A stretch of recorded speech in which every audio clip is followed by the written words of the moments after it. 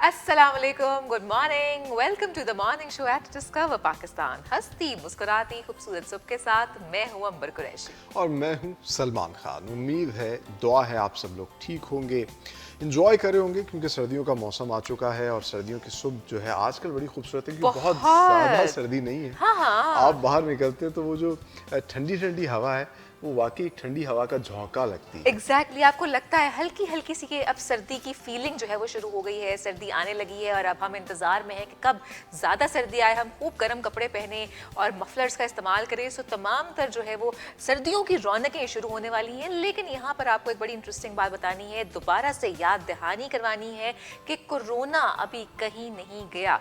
Covid की जो situation है अभी वैसे ही चल रही है। अच्छी बात ये है सलमान, आज की अच्छी बात जो मैं आपको शुरू में कर दूं कि हमने 50% लोगों को पाकिस्तान में पहली डोज वैक्सीनेशन की लगा दी है। ये बहुत अच्छी बात है। पंजाब लीड ले रहा है, बिल पंजाब आखिर में 50% बल्कि बिल आखिर 52% कुछ हो गई हमारी है। भी काविशें जो है वो हाँ रंग ला ली जी, हाँ क्योंकि हम जी, लोगों ने ये फैसला किया था कि हम हर रोज जो है रोज आपको याद ये करवाएंगे। अलम उठाएंगे, ये आवाज उठाएंगे कि आप लोग जो है, वो लोग जो कि थोड़े कंफ्यूज हैं या जो समझ रहे हैं कि हमें अभी वैक्सीन नहीं लगवानी चाहिए, वो फौरी तौर पर जाएं और हाँ जाके जी, वैक्सीन लगवाएं क्योंकि ये हम सब के लिए ज़रूरी है, हमारे माशरे के लिए ज़रूरी है।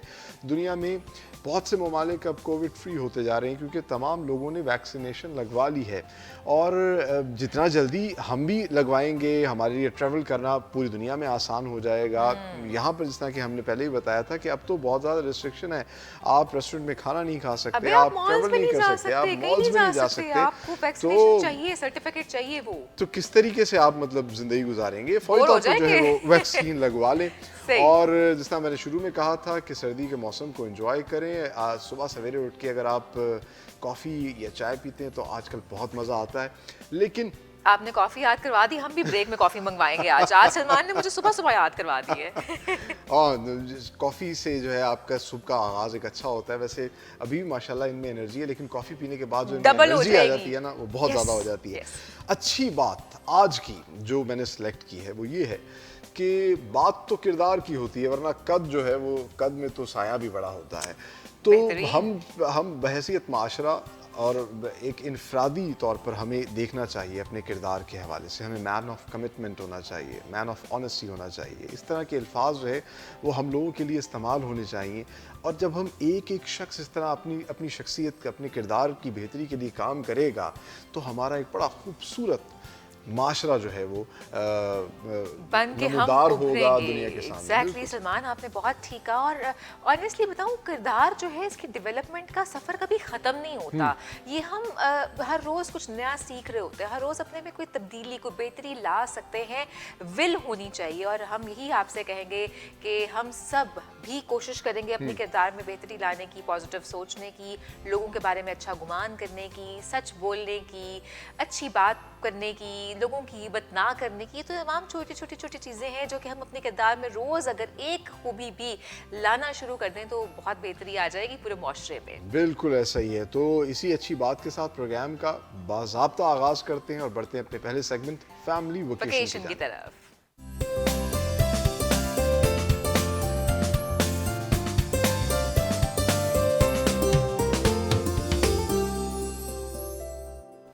तो जनाब, फैमिली वेकेशन में आज एक दफ़ा फिर आपको सैर करवा रहे हैं बलूचिस्तान की। और जिस तरह से हम हमेशा बात करते हैं बलूचिस्तान की खूबसूरती के हवाले से, वहाँ के नज़ारों के हवाले से, वहाँ की झीलों के हवाले से, वहाँ की जो एक इंफ्रास्ट्रक्चर है उसके हवाले से, तो आज हमने सोचा कि आपको सैर करवाएं। वहाँ पे एक डैम मौजूद है, वली तंगी डैम, उस डैम की। हाँ, तो पहले इस पे वीडियो देखते हैं, फिर मज़ीद बात करते हैं।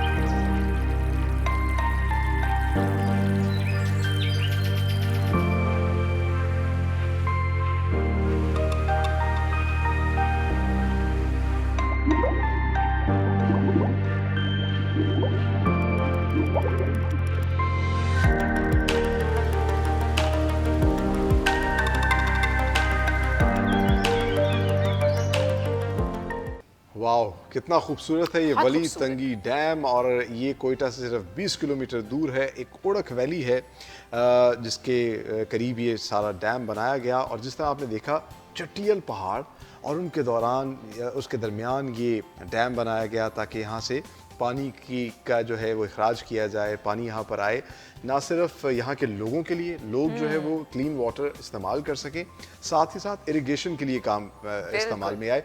और उसी की वजह से यहाँ पर बेतहाशा बागात भी लगाए गए हैं। सेब यहाँ के बहुत अच्छे हैं। सही कह रहे हैं। और अभी हमारे जो हैं वो सेब के हवाले से बात की हमने, अंगूरों के हवाले से आपको बताएं कि वो भी यहाँ पे बहुत ही बेहतरीन पाए जाते हैं। सबसे इंटरेस्टिंग बात है कि ये पाक फ़ौज की जानिब से इस डैम को तामीर किया गया था 1960 में। अगर हम इसकी सतह समुंदर से बुलंदी की बात करें तो तकरीबन ये 8350 फीट बुलंदी पर वाक़ है। तो मौसम यहाँ का बड़ा खूबसूरत है। जिस तरीके से आपने बात की कि वो जो बर्फ़ पिघलती है तो वो डैम में आती है और इस डैम से फिर एग्रीकल्चर के लिए और पानी सप्लाई होता है उड़क वैली को भी और कोयटा को भी सैराब करता है। सो एक इंतहाई खूबसूरत अच्छा पिकनिक स्पॉट्स भी हैं यहाँ पे। तो ये भी बड़ी अच्छी बात है कि लोग आते हैं इसको एंजॉय करते हैं। जितनी खूबसूरत जगह है, जिस तरह के वहाँ झरने बह रहे हैं, उसको देख के बिलाशुबा लोग वहाँ बड़ी वाफिर मिकदार में आते हैं। और जहाँ लोग आना शुरू हो जाएं वहाँ आपको पता है फिर टक शॉप्स, पकौड़े, चाय, ये सब चीज़ें मिलना शुरू हो जाती हैं ताकि आप पिकनिक को सही तरह एंजॉय कर सके। तो आप लोग ज़रूर प्लान कीजिए, जाके देखिए वली तंगी डैम। जैसा उन्होंने बताया कि पाक फ़ौज का एक बहुत बड़ा शाहकार जो उन्होंने बनाया और उससे उस पूरी कम्युनिटी को फ़ायदा हो रहा है। तकरीबन 10,000 करीब लोग तो ओड़क वैली के अंदर रहते हैं और ये पश्तून ट्राइब है जो यहाँ रहता है और वही इरिगेशन करता है। सांबर ने बताया सेब, अंगूर और आपको पता है कि इसके आगे सनोबर का भी एक बाग है, सनोबर के दरख्त हैं और हन्ना झील भी आपको इसी इलाके में उड़क वैली करीब ही है। करीब चीजें हैं। तो आप ऐसा करें, आप जरूर जो जाएं यहाँ पे अपनी वेकेशंस पे अपनी फैमिली को लेकर। और इसको दिखाने का मकसद सेगमेंट का ये है कि हम आपको भेज दें, हम आपको बता दें कि बस हमने आपको दिखा दिया, आपने जाना है, प्लानिंग आपने करनी है। हाँ, क्या क्या पाकिस्तान में खूबसूरत नज़ारे हैं, तो इनको जाके अपनी फैमिली के साथ विजिट कीजिए। हम यहाँ पर लेते हैं ब्रेक, लेकिन ब्रेक पे जाने से पहले आपको बता दें कि ब्रेक में आज है हमारे साथ, ब्रेक के बाद आपको मिलवाएंगे स्टूडियो में। आज हमारे साथ होंगे बहुत ही ख़ास मेहमान, एक शख्सियत जो बहुत अच्छा फलाही काम कर रही है पिछले 10 साल से कराची में और उन्हें अब दूसरा ईदी भी कहा जाता है। बिल्कुल। और साथ ही एक और शख्सियत जो कि हमारे साथ सेगमेंट में मौजूद होंगी, आर्टिस्ट हैं, साइकिलिस्ट हैं, बहुत बेहतरीन काम करें, जिंदगी को बहुत पॉजिटिवली लेती हैं। तो इन दोनों से हम आपकी मुलाकात करवाएंगे। लेकिन इस ब्रेक के बाद तो कहीं मत जाइए, हमारे साथ रहिए।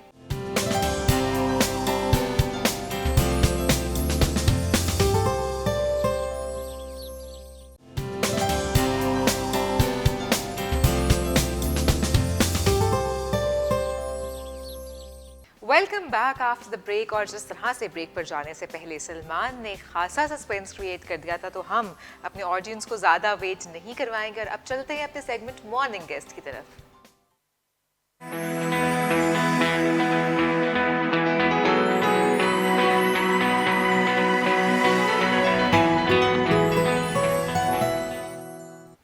सस्पेंस ख़त्म करने का वक्त आ गया है, आज के ख़ास मेहमानों से आपकी मुलाकात करवाएं। और जैसा मैंने पहले बताया था, मैं तारुफ़ करवा दूं, जानी मानी पाकिस्तान की एक फ़लाही कामों में बढ़ चढ़ कर हिस्सा लेते हैं। एक ऐसी शख्सियत 10 साल पहले उन्होंने कराची में फ़लाही काम शुरू किए, ambulance service, health care service, दस्तरखान, फ्री राशन, फ्री हॉस्पिटल और पहला फ्री कोविड-19 हॉस्पिटल का क़याम। और उसके अलावा एशिया के अंदर कहा जाता है कि सबसे ज़्यादा राशन की तकसीम भी उनकी फाउंडेशन ने की। हमारे साथ इस वक्त स्टूडियो के अंदर मौजूद हैं JDC फाउंडेशन पाकिस्तान के founder Syed Zafar Abbas Jafri. Welcome to the morning show. Welcome sir, कैसे हैं आप? ठीक ठाक हैं? आप खैरियत से? अल्लाह का शुक्र, बिल्कुल ठीक ठाक। और साथ ही हमें जो दूसरी शख्सियत ने ज्वाइन किया है वो भी बहुत ही बेहतरीन आर्टिस्ट है, बहुत बेहतरीन काम कर रही हैं, पेंटर भी हैं और आर्ट की तालीम भी दे रही हैं। इसके साथ साथ साइकिलिस्ट भी हैं, साइकिल चलाने का शौक भी रखती हैं। हमें स्टूडियोज़ में ज्वाइन किया है शाइस्ता अस्करी ने। Shaista, welcome to the morning show. Thank you. कैसी हैं आप? ठीक ठाक हैं? अल्हम्दुलिल्लाह। बड़ी फ्रेश लग रही हैं, अच्छी लग रही हैं माशाल्लाह। सो हमें ये बताइए कि इतनी फ्रेशनेस का राज क्या है? बस खुश रहना, अपने आप को बिजी रखना, एक्टिव रहना। ये बहुत अच्छी बात है। आर्ट से इनका ताल्लुक है, फिर साइकिल चलाती हैं। यही तो हम बार बार करते हैं कि अगर आप एक्सर्ट करेंगे, एक्सरसाइज करेंगे तो आप लाइफ को सही मानों में एंजॉय करेंगे, तो खूबसूरत लगेंगे। लेकिन आज हमारे साथ मौजूद हैं सैयद ज़फ़र अब्बास जाफरी साहब। आपको दूसरा ईदी भी कहा जाता है। कराची में बेतहाशा लोग माशाल्लाह फलाही काम कर रहे हैं, लेकिन ऐसा क्या एकदम आपके जहन में आया कि 10 साल पहले आपने कहा कि नहीं ये काम करना चाहिए और फिर उसको माशाल्लाह इस लेवल पे लेके गए? बड़ा मेरे ख्याल से आप हमारा वैसे फ़ख्र हैं, आप सब लोग जो इस तरह लोगों की फलाह के लिए काम करते हैं, और फिर ईदी साहब का नाम अगर आपके साथ जोड़ा जाए तो ये बहुत बड़ी बात है। नहीं, आपकी मोहब्बत है। देखें, हम कराची की अगर बात करें, कराची पाकिस्तान का सबसे बड़ा शहर है जी। और वहाँ पर तकरीबन अगर सही तरीके से देखा जाए तो मोर देन 4.5 करोड़ की आबादी है, और जहाँ पर लाखों में करोड़ों में महाजिर, सिंधी, पंजाबी, पख्तून, बलोच, और फिर उसके बाद अगर देखा जाए दीगर तमाम जितने पाकिस्तान में बसने वाले लोग हैं, उनकी एक बहुत बड़ी तादाद आती है, रहती भी है और आती भी है रोज़गार के लिए। और फिर उसके अलावा अगर देखा जाए बंगाली, बर्मी और अफ़गानी, और ये भी बहुत बड़ी तादाद में। तो कराची एक इंसानों का जंगल है, और वहाँ पर जिस तरह गुर्बत है और जिस तरह मुश्किलात हैं, तो उसके लिए बहुत ज़रूरी है कि फ़लाही इदारे आगे बढ़ें। करोड़ों की आबादी, तो सैयद ज़फ़र अब्बास जाफ़री को कौन सा ऐसा पॉइंट था, क्या ऐसा वाक़या हुआ जिसके बाद उसने कहा कि नहीं, मुझे अब ये काम करना है, मुझे लोगों के लिए खड़े होना है? होता ये है कि जो भी सोशल वर्कर होता है पूरी दुनिया में कहीं भी, चाहे वो किसी मंदिर के अंदर बहुत पहले कोई बुज़ुर्ग आ जाएं और आके लोगों की चप्पल जूते सीधे कर रहे हों, या किसी चर्च में कुछ लोग हों जो बग़ैर किसी उजरत के आके वहाँ पे डेस्क साफ़ कर रहे हों, या मसाजिद में नमाज से पहले कुछ नमाजी बहुत पहले आ जाते हैं और उजरत लिए बग़ैर किसी उजरत के जहाँ नमाज बिछाना तय करना, या रोड पर किसी बुज़ुर्ग नाबीना को या बुज़ुर्ग को कोई शख्स गाड़ी रोक के सड़क पार करा देता है, वो रज़ाकार है। और रज़ाकार पैदाइशी होता है। अगर आप बचपन में देखें, बहुत सारे आपके ऐसे रिश्तेदार होंगे कि घर में अगर आप जाएँ और आपको 3 गिफ्ट ले जाएं और बच्चे 4 हैं, तो उसमें से कोई एक बच्चा बगैर रोए धोए खुद ही विड्रॉ कर जाता है या बोल के कि मुझे ये चीज़ पसंद नहीं है। क्या बात। तो वो रज़ाकार है। तो रज़ाकार आप एक रात में नहीं बन सकते। अब मुमकिन नहीं है कि जी आप बहुत बड़े कोई शख्सियत हैं, कोई बहुत बड़े सिंगर हैं और अचानक आप बोलें एक दिन कि कल से मैं एक रज़ाकार बन गया हूँ। नहीं, रज़ाकार पैदाइशी होता है। उसको तमाम चीज़ें अच्छी तरह नज़र आ रही होती हैं, उसको हर चीज़ का इल्म होता है, कौन सी चीज़ क्या है, कौन सी। देखें, हम किसी तकरीब में जाते हैं ना, तो हम देखते हैं कि जी दूल्हा की बहन ने क्या कपड़े पहने हैं, दूल्हा के भाई ने कौन सा ब्रांड पहना हुआ है, दूल्हा ने खुद कौन सा ब्रांड पहना हुआ है, दूल्हा के पाँव में क्या है, दुल्हन के पाँव में क्या है। या हम ऑफिस दफ्तर में नोट करते हैं, स्कूल कॉलेज में फ़लाँ के हाथ में कौन सा मोबाइल है, फ़लाँ के हाथ में क्या है। ये सब मेयार है ना। तो इसी तरह जो एक आम सोशल वर्कर होता है वो कुछ और नोट कर रहा होता है। वो देख रहा होता है उस तकरीब में जो शख्स लोगों को खाना ला के दे रहा है उसके पाँव में क्या है, क्या बात। उसके चलने का अंदाज़ क्या है, उसके कंधे पे कितना बर्डन है, वो उसके मुंह पे मुस्कुराहट जो है वो क्यों आ रही है, कैसे आ रही है। तो वो रज़ाकार के देखने का अंदाज़ अलग होता है और हर चीज़। तो हम बेसिकली पैदाइशी तौर पर रज़ाकारी होते हैं जो भी इसमें काम कहते हैं ना कि दर्द दिल जो है वो जो रखता है, फिर वो लोगों के लिए काम भी करता है और फिर वो जितनी कैपेसिटी में कर सकता है वो करता है। और फिर जब भी कार्य खैर शुरू होता है सलमान, तो फिर ये रुकता नहीं है। ऐसे ही। और देखिए, अच्छे बुरे लोग हर माशरे में होते हैं और हमारा प्लेटफॉर्म ये ऐसे पाकिस्तानी दिखाता है ताकि हम लोग भी और बहुत से लोग जो हैं वो भी मोटिवेट हों, इनकरेज हों कि ये पाकिस्तान का खूबसूरत चेहरा है। कराची जहाँ पर इतनी बड़ी आबादी है, इतने मसाइल हैं, लेकिन वहाँ पे दर्द दिल रखने वाले लोग भी हैं, मौजूद हैं, और वहाँ पर बेतहाशा हुस्न भी है। ऐसे ही। तो हुस्न की जहाँ बात हो रही है, तो आर्ट से ताल्लुक आपका कब से शुरू किया आपने ये अपना सारा सिलसिला आर्ट से रिलेटेड, और फिर ये साइकिलिंग का शौक कब से पैदा हुआ? एक्चुअली जो आर्टिस्ट होता है वो भी बाय बर्थ होता है। मैं आपको बताऊं, आर्टिस्ट भी बॉर्न आर्टिस्ट। लेकिन ये कि फिर जब नहीं आता तो फिर उसको सीख लेना चाहिए। तजस्सुस होता है कि जब चीज़ नहीं आ रही तो उसको सीख लेना चाहिए। तो I was in the 5th class when I got first prize in Multan art council. Then family abroad रहती थी तो वहाँ से स्कूलिंग एंड सारी अपब्रिंगिंग जो है वो वहाँ से। फिर उसके बाद आर्ट को परसू ही किया, लर्निंग करते रहे। लेकिन ये कि जब किसी को ड्राइंग आती है या कुछ आता है तो कहते हैं इसको मेडिकल में भेज दो कि वहाँ पे ड्राइंग बनाएंगे या इसको डॉक्टर बना दो। बट होता ये कि वो असल में आर्टिस्ट होता है। और हमें भी जब परसू करते हैं काफ़ी सारे लोग कि हमने आर्ट सीखनी है तो बेशतर उसमें से डॉक्टर्स भी होते हैं। अच्छा। हाँ जी। वैसे आपके साथ भी कोई ऐसा वाक़या पेश आया था कि घर वाले कहते हो कि नहीं आर्ट में जाके क्या करना है, इसका तो कोई फ्यूचर नहीं होता, वो तो अब तक भी यही कहते डॉक्टर अब वो भी यही कहते हैं। वो कहते हैं टाइम ज़ाया करें। अच्छा, वैसे अभी आपने सादिक़ैन अवार्ड आपको रिसीव हुआ अपनी पेंटिंग्स के ऊपर, यस, तो उसके हवाले से बताइएगा कि कैसी वो अचीवमेंट की वो जो एक होती है ना कि फीलिंग, सेंस ऑफ अचीवमेंट एक आती है, वो कैसी थी? बस अल्हम्दुलिल्लाह बहुत अच्छा लगता है जब आपको इतना ऑनर मिलता है। सादकियान एक बड़ा नाम है, हमारे लेजेंड हैं, ज़ाहिर बात है। तो उसको हमने ट्रिब्यूट के लिए एक इवेंट ऑर्गेनाइज़ करवाया 101 के प्लेटफॉर्म से। तो उधर से actually I am also the member, तो हमने भी परसू किया, सब ने ज्यूरी ने सेलेक्ट किया सब आर्टिस्ट वगैरह को और तकरीबन 50 अवार्ड्स दिए। तो I am one of them. Very nice, Very very nice. Nice.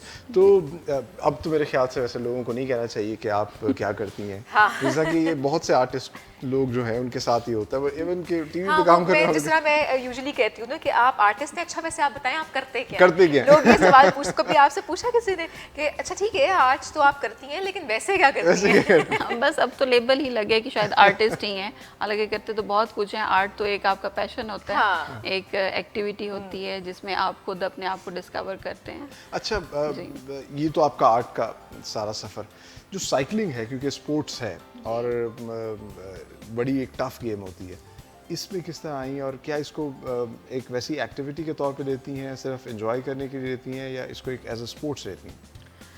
जब हम लोग लाहौर शिफ्ट हुए, एक्चुअली हमारा बैकग्राउंड जो है वो आर्मी से है, तो लाहौर हमारा लास्ट स्टेशन था, तो यहाँ पे ही हमने सेटलमेंट की अपनी। तो उसके बाद एक दिन प्रोग्राम आया कि जी साइकिलिंग का इवेंट है, तो लेट्स ज्वाइन इट। तो सब फ्रेंड्स ने हमने कहा कि मिलके ज्वाइन करते हैं।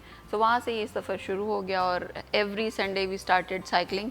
तो ग्रुप्स जो लाहौर के बड़े बड़े हैं, critical mass, Shahid cycling and defence and Gulberg, model town, सारे ही क्लब्स के साथ हमने साइकिलिंग की। सारे मिलके भी कहते हैं, लाहौर साइकिलिंग क्लब उसमें से एक है।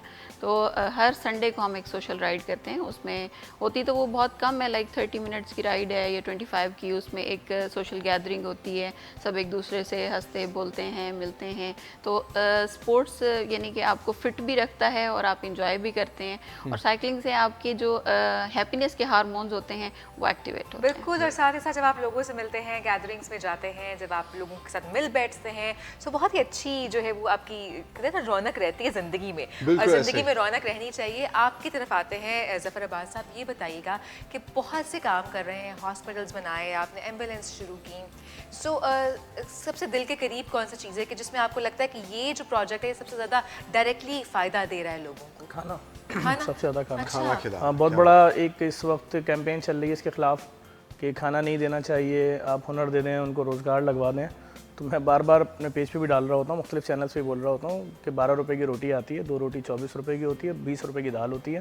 तो आप 44 रुपये में बता दें कौन सा कारोबार होगा, हम करवा देंगे। क्या बात। और नहीं, खाना खिलाना तो वैसे ही सवाब का सवाब काम है, और बहुत Exactly, मुश्किल हाँ। हालात हैं। देखें, एक शख्स पहले ही बेरोज़गार है, उसके घर में यूटिलिटी बिल्स आ रहे हैं, बिजली गैस पानी के, उसके घर में मालिक मकान उसको या उसके बाप को आगे जलील कर रहा है, 3 महीने का किराया नहीं दिया, 20,000 रुपये रेंट है, और वो नौकरी ढूंढने निकला हुआ स्टिल। ठीक, तो उसके लिए अगर खाने का मसला भी हल नहीं होगा तो वो कुछ क्या नहीं कर करें। सकता। बिल्कुल सही। अच्छा, कराची से जैसा मैंने कहा आपने शुरू किया, अब माशाल्लाह पूरे पाकिस्तान में कहाँ कहाँ और प्रोजेक्ट्स आपके शुरू हो रहे हैं? कराची के अलावा हम बलूचिस्तान में कर रहे हैं मुख्तलिफ जगहों पे। उसके अलावा अभी हमने गुजरांवाला में हमारा एहसास प्रोग्राम जो है वज़ीर आज़म साहब का, उसके अंदर जो उनके ट्रक हैं उसको खाना दे रहे हैं। उसके अलावा गुजरात में, उसके अलावा इस्लामाबाद में पिम्स अस्पताल के बाहर जो मुसाफिरों के अटेंडेंट होते हैं उनके लिए 5,000 लोगों के लिए डेली खाने का, नाश्ते का और रात के खाने का इंतजाम होता है।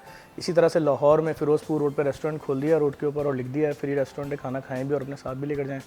6 महीने उसको हो गए हैं। इसी तरह से लाहौर में एहसास के जो 2 ट्रक हैं उस पर काम कर रहे हैं, और अभी KPK में 5 इनके एहसास वालों के ट्रक हैं, वो उसका चल रहा है एग्रीमेंट। अच्छा, बेहतरीन। ये जो आप काम कर रहे हैं, अच्छा, हर इंसान की कोशिश या ख्वाहिश तो यही होती है कि वो भी दूसरों को सपोर्ट करे, क्योंकि आप जब लोगों से चीज़ें शेयर करते हैं, किसी की मदद करते हैं, तो आपको अच्छा लगता है, आपको एक दिली सुकून और इत्मीनान महसूस होता है। लेकिन सब लोग परेशान होते हैं कि किस तरह होगा, क्या होगा।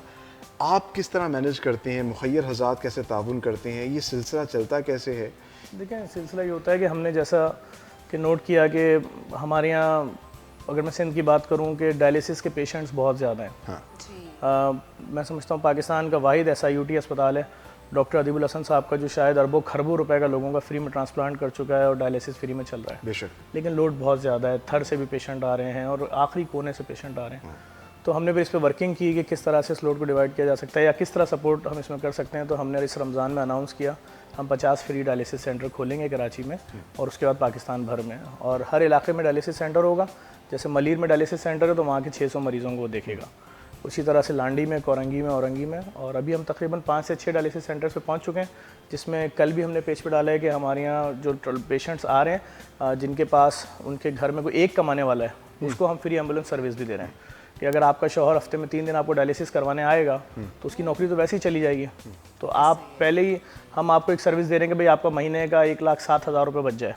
वो जो आप प्राइवेट अस्पताल में 9,000 रुपये पर डायलिसिस दे रहे थे, हफ्ते का 27,000 रुपये, वो बच जाए, हमसे फ्री सर्विसेज आप ले लें। 2 घंटे का नहीं, 4 घंटे का आपका डायलिसिस करेंगे, क्योंकि हमारे पास हम लोड ही उतना लेंगे जितना बर्दाश्त कर सकते हैं। पूरी दुनिया में 4 घंटे का डायलिसिस होता है, इसके ऊपर वर्किंग कर रहे हैं। तरक्की पजीर ममालिक में डायलिसिस का पेशेंट कैसे 30 साल जिंदा है, हमारे यहाँ क्यों 1 साल, 1.5 साल, 2 साल में मर जाता है सरकारी अस्पतालों से जिनका डायलिसिस हो रहा होता है। इन तमाम चीज़ों पर काम कर रहे हैं। और उसके अलावा हम फ्री कब्रिस्तान हमने तैयार किया है, क्योंकि लोगों के अब हालात ऐसे नहीं हैं वो कि 40-50 हज़ार रुपये की कब्र ख़रीद सकें।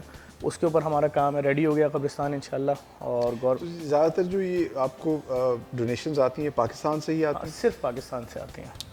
सुभान जितने पाकिस्तान की बड़ी ऑर्गेनाइजेशंस हैं, कंपनीज़ हैं, यूनिलीवर सपोर्ट करती है हमें दराज सपोर्ट करती है, हमें मुख्तलिफ इदारे हैं जो सपोर्ट करते हैं, और कुछ माहाना बुनियादों पे करते हैं, कुछ मुख्तलिफ डिज़ास्टर्स पे करते हैं। अब जैसे कि कोविड में जब लॉकडाउन हुआ था तो हमने लॉकडाउन के पहले ही हफ्ते में ऐलान कर दिया था कि आप हमें किसी भी मस्जिद, मंदिर, गुरुद्वारे, चर्च, कहीं का भी लेटर हेड ला के दें, उस पर लिखा हो कितना राशन चाहिए। इंतहा तो ये कि अगर आपकी गली में कोई पान का केबिन है, सिगरेट का, वो भी लिख के देगा ना अपने पर्चे पर, हम उतना राशन दे देंगे। सुभान डेली अल्लाह। 30,000 बोरे राशन देते थे। ये है पाकिस्तान। जिस तरह के हम पहले भी तस्करा करते हैं कि ये भी पाकिस्तानी अवाम है जो इस तरीके से खैरात करती है। जैसा उन्होंने कहा कि कहीं से बाहर से सपोर्ट नहीं लेते, पाकिस्तान के अंदर से ही जनरेट होता है। बिल्कुल ऐसे ही है, बिल्कुल ऐसे ही है। और जिस तरह से हमेशा वज़ीर आज़म पाकिस्तान इमरान खान भी हमेशा ये बात मेंशन करते हैं कि पाकिस्तानी जो है वो बहुत ही ज़्यादा जो है वो खैरात करने वाली कौम है, बहुत ज़्यादा देते हैं। इम्पॉर्टेंट चीज़ ये है कि हमें वैसे ही ख़ुद को अपना पॉजिटिव जो चेहरा है उसको अपलिफ्ट करना है, उसे दुनिया को दिखाना है। ये भी बताइएगा कि जिस तरह से आपने जिक्र किया कि तमाम तर काम जो है वो आप कर रहे हैं, मुखय्यर हज़रात आपके साथ हैं, हॉस्पिटल्स, डायलिसिस सेंटर्स, आपने बताया कि आप जो दीगर एम्बुलेंसेज हैं उस सर्विस को भी मैनेज कर रहे हैं। सो ईदी के बाद कहा जाता है कि आपकी सबसे बड़ी एम्बुलेंस सर्विस है। एम्बुलेंस सर्विस के हवाले से हमारे पास अभी एम्बुलेंसेज जो हैं हम अब बड़ी एम्बुलेंसेज पे आ गए हैं। अच्छा। जाफ़र फैमिली फाउंडेशन है, UGI अमेरिका वाले, उन्होंने हमारे साथ कोलैबोरेशन किया है। अब हम, पहले हमारे पास हाईरूफ गाड़ियाँ थी, अब हम बड़ी एम्बुलेंसेज ले रहे हैं। हाईएस्ट हमारी कोशिश है उसके अंदर वेंटिलेटर लगा होना चाहिए, और किसी भी बेसिकली असल में जो हमारे मुल्क में एम्बुलेंस का कॉन्सेप्ट अगर देखा जाए यहाँ पंजाब के अलावा, क्योंकि यहाँ पर तो 11, 22 की सर्विस है, उसके अलावा अगर देखा जाए तो एक हाईरूफ गाड़ी होती है छोटी सी, किसी भी हंगामी सूरत हाल में हम कॉल करते हैं, वो गाड़ी आ जाती है। वो हमारे अपने दारी की एम्बुलेंस भी हो सकती है, JDC की, और उसके अंदर वो आदमी ड्राइवर होता है 15-18 हज़ार रुपये तनख्वाह के ऊपर, जिसको शायद कोई दूसरा काम नहीं आता, ना वो बढ़ई बन सकता है, ना वो प्लम्बर बन सकता है, ना उसको कोई इलेक्ट्रिशियन का काम आता है, सिर्फ एक सुजुकी गाड़ी चलाना जानता है वो हाईरूफ। अब उसके पास आप हार्ट का पेशेंट दे दें तो अटेंडेंट उसको चीखेगा तेज़ चलाओ, अब्बू को हार्ट अटैक हुआ है, वो तेज़ चलाएगा तो आप उसको मारेंगे, बोलेंगे हल्के चलाओ, इतने बड़े स्पीड ब्रेकर से तुमने गुजार दी अब्बू तकलीफ में। आप उससे ना CPR की बात करेंगे, आप उससे ना BLS की बात करेंगे, भाई बेसिक लाइफ सेविंग्स क्या हैं। अगर कोई पेशेंट जल गया, उसको नहीं मालूम इसके साथ क्या करना है, किसी की स्पाइनल कॉर्ड डैमेज हो गई, इसको नहीं मालूम इसको स्ट्रेचर पे कैसे मूव करना है। सही, तो बहुत इन तमाम चीज़ों में काम कर रहे हैं कि एम्बुलेंस में जो शख्स बैठा हुआ है, अगर वो मेरे घर आया और मेरी बीवी नहीं है अपने होश में, तो मैं उसको कह तो सकूं यार इसको CPR दे, मुंह से मुंह लगा के सांस दे यार, इसको किस तरह से बचाओगे, इसको होश में कैसे लाओगे तुम, यहाँ पहले इसको इस काबिल तो करोगे इसको अस्पताल तक लेकर जाएं, इसको बचाओ तो उसको इब्तदाई तिब्बी इमदाद का मालूम होना चाहिए, फिर उसके साथ एक हेल्पर होना चाहिए। ये देखना है कि अगर तुम मेरे घर में मेरी माँ, बहन, बेटी जो किसी हादसे का शिकार है, उसको इस स्ट्रेचर पे मूव करोगे और नॉर्मल तरीके से मूव कर दोगे तो पूरी ज़िंदगी के लिए चलने फिरने से माजूर हो जाएगी। इसका स्पाइनल कॉर्ड डैमेज हो जाएगा, इसकी गर्दन की हड्डी टूट जाएगी, क्योंकि बहुत सारे सानेहात में अक्सर लोग अपने जिस्मानी आज़ाद से इसीलिए महरूम हो जाते हैं, हम उनकी हैंडलिंग सही नहीं करते। सही कह रहे हैं, ये बात हम अक्सर डिस्कस भी करते हैं, पता ही नहीं होता है। डॉक्टर्स भी हमारे साथ मौजूद थे हमारे एक शो में, उन्होंने भी सबसे ज़्यादा इंपॉर्टेंटली यही बताया कि आपने मूव कैसे करना है किसी भी पेशेंट को, अगर कोई एक्सीडेंट हो जाता है या इस तरह, तो वो सबसे इंपॉर्टेंट चीज़ है। और वहाँ पे ही बहुत ज़्यादा ऐसे हादसात हो जाते हैं कि लोग जिस तरह से जिक्र भी कर रहे हैं कि आज़ाद से हॉस्पिटल लाने तक वो कह रहे थे कि इतने मामलात बिगाड़ दिए जाते हैं कि बहुत मुश्किल हो जाता है। आपकी तरफ आते हैं और जिस तरह से बहुत सारी बातें हो रही हैं लोगों को सर्व करने की, लोगों के हवाले से कि किस तरह से कम्युनिटी में आप अपना बेहतरीन किरदार अदा कर सकते हैं। तालीम एक ऐसी चीज़ है कि जिससे आप कम्युनिटी को संवार रहे होते हैं, और आप जो है वो तालीम के शोबे से भी मुंसलिक हैं, आप आर्ट की तालीम भी देती हैं, तो उसके हवाले से थोड़ा सा हमें बताइएगा। हाँ जी, बेसिकली मैं रोटरी में भी रही और जो स्किल डेवलपमेंट चेयर है उस पर भी काम किया।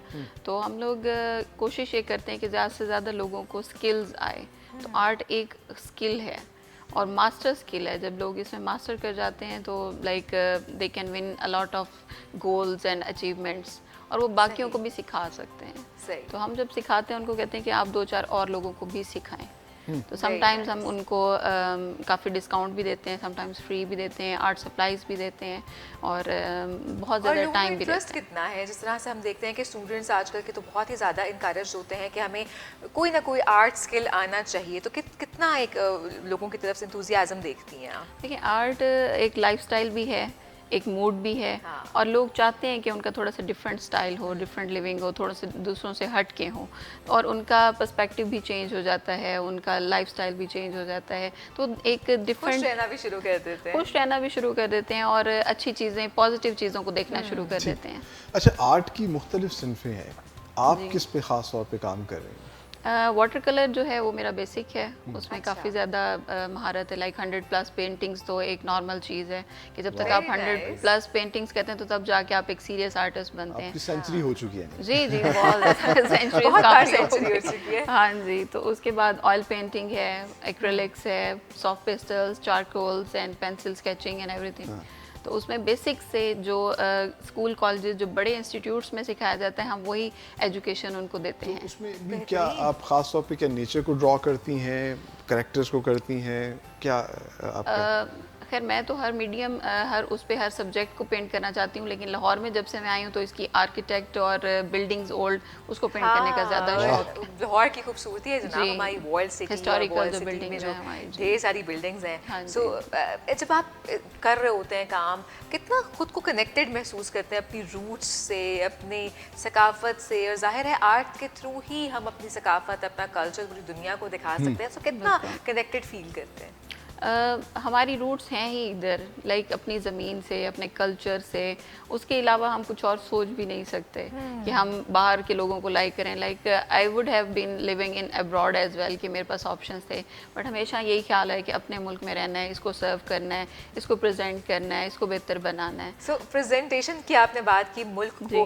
तो क्या समझती हैं कि थ्रू आर्ट हम अपने मुल्क का खूबसूरत चेहरा, पॉजिटिव इमेज किस तरह से दुनिया में प्रेजेंट कर सकते हैं? जो आर्टिस्ट हैं, जो स्टूडेंट्स हैं, उनको चाहिए कि इंटरनेशनल फोरम्स पे अपने आप को प्रेजेंट करें, उधर कम्युनिकेट करें इंटरनेशनली। लाइक IWS पाकिस्तान जो है, उसकी जो लाहौर की कोऑर्डिनेटर हूँ वो मैं हूँ। अभी अच्छा। Recently I have been selected.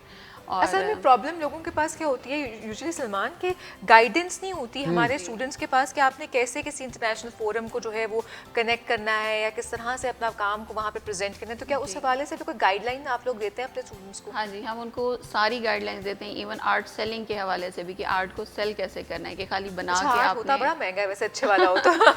जी देखिए, देखने वाले की नज़र चाहिए। हाँ। ठीक है। और एक सिंगल डॉट भी किसी प्लेन कैनवस पे लगा हुआ है तो देखने वाले को तो वो भी बहुत बड़ी पेंटिंग लगेगी। हाँ। जी। बहुत सही, अच्छा। बिल्कुल सही। आप मजीद बीन से बात करेंगे और मज़ेदार बातों का सिलसिला इसी ऐसे तरह ही जारी जारी रहेगा, रखेंगे। लेकिन यहाँ पर हमें लेनी एक ब्रेक। आप लोग कहीं मत जाइए। हमारे साथ रहिए।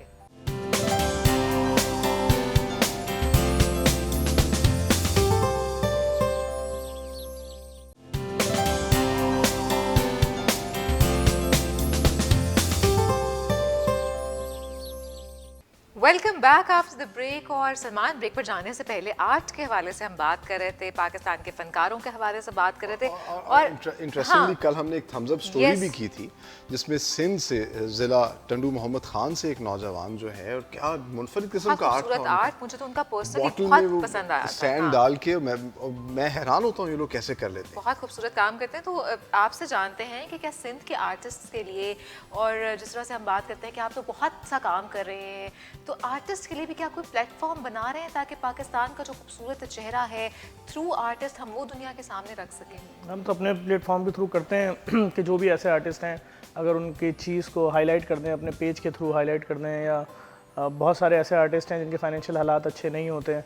क्योंकि देखें, जो एक कोई, अगर मैं आर्टिस्टों की बात करूं, जो अदाकार हैं जिसने कभी कैरेक्टर किया है, कहीं बाप का, कहीं सरदार का, कहीं वडेरे का, कहीं सुसर का, कहीं कॉमेडियन, और एक लंबा टाइम दिया है, और उसके बाद उसके हालात, क्योंकि आप जानते हैं सिस्टम कुछ इस तरीका का है, हमारे यहाँ आर्टिस्टों की सपोर्ट का कोई प्रोग्राम नहीं है।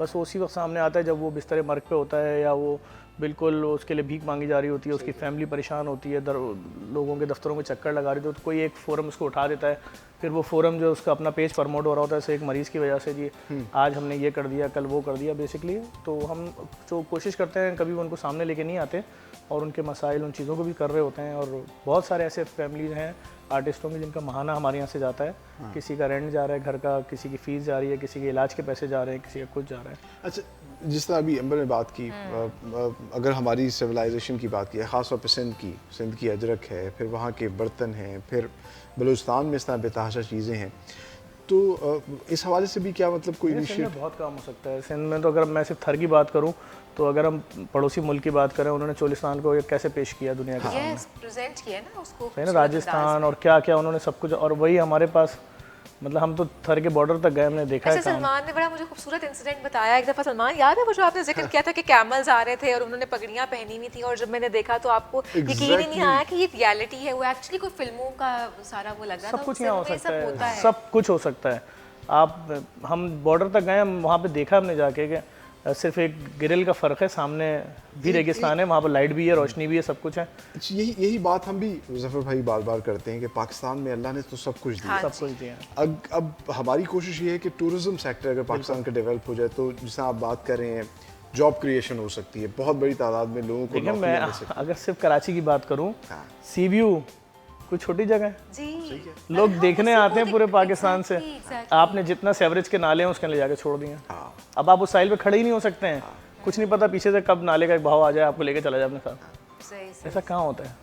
आप तो सही बात कह ये है कि हमने तो अपनी चीज़ों को खुद तबाह किया है ना, और ऐसा तबाह किया। देखे ना, कराची रोशनियों का शहर बोला जाता था, आज से कोई बागों का शहर, रोशनी 15-20 साल पहले की बात ऐसे ही करूँ, है, आज आप कराची में क्या देखेंगे आगे, बताएं। और नहीं, एक्चुअली कराची को बहुत ही डैमेज किया गया है, there is no doubt about it. और हो बेचारा सकता है इसके कोई क्रिटिसाइज हो काम हो गया रहा है हो, वो कोई शहर जो कोई कि प्रोजेक्ट नहीं होना चाहिए था, बड़े अफसोस की मोंजोदड़ो की बात तरह कुछ बनाना चाह रहे हो, इनके प्रोग्राम हो सकता है। काम तो बहुत अच्छा मोंजोदाड़ो हमारे पास पहले ही है, मोंजोदाड़ो भी है, हड़प्पा भी है। और कराची जो है, कराची की बहुत सी खूबसूरत जो तस्वीर हैं, नक्शो निगार हैं, वहाँ के खाने हैं, ये सब भी हम जफर भाई हाँ, से खाने जानेंगे में कि कमाल क्या है। क्या पूछेंगे। कराची को किस तरीके से एक मॉडल सिटी बनाया जा सकता है, टूरिज्म में कराची कितना पाकिस्तान को जो है सपोर्ट कर सकता है, इन तमाम तर चीज़ों पे और इनकी कुछ ट्रैवल स्टोरीज भी जानेंगे, शाइस्ता से भी बात करेंगे।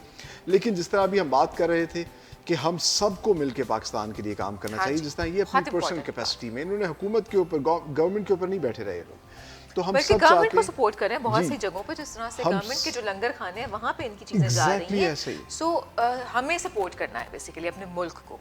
और उसके लिए हमने एक स्पेसिफिक सेगमेंट बनाया है जिसमें हम आपको भी इनकरेज करते हैं। अब बढ़ते हैं उस सेगमेंट की जानिब, ट्रेंडिंग ट्रेंडिंग टुडे। टुडे।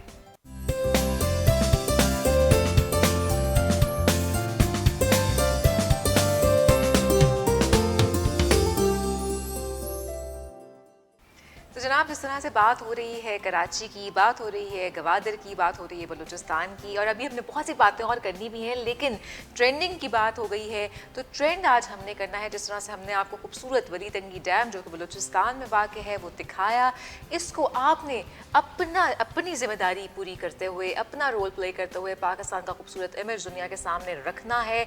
बहुत आसान तरीका है, सोशल मीडिया का इस्तेमाल करना है आपने। सलमान ने जैसे कि फ़ौरन उठाया है, और सलमान अपने जितने भी सोशल मीडिया हैंडल्स हैं उनसे ट्वीट करेंगे। मैं भी अभी आपके सामने अपने सोशल मीडिया हैंडल्स से पाकिस्तान का खूबसूरत चेहरा वली तंगी डैम जो कि बलूचिस्तान में वाक़ है उसको ट्रेंड करने में अपना रोल प्ले करूँगी।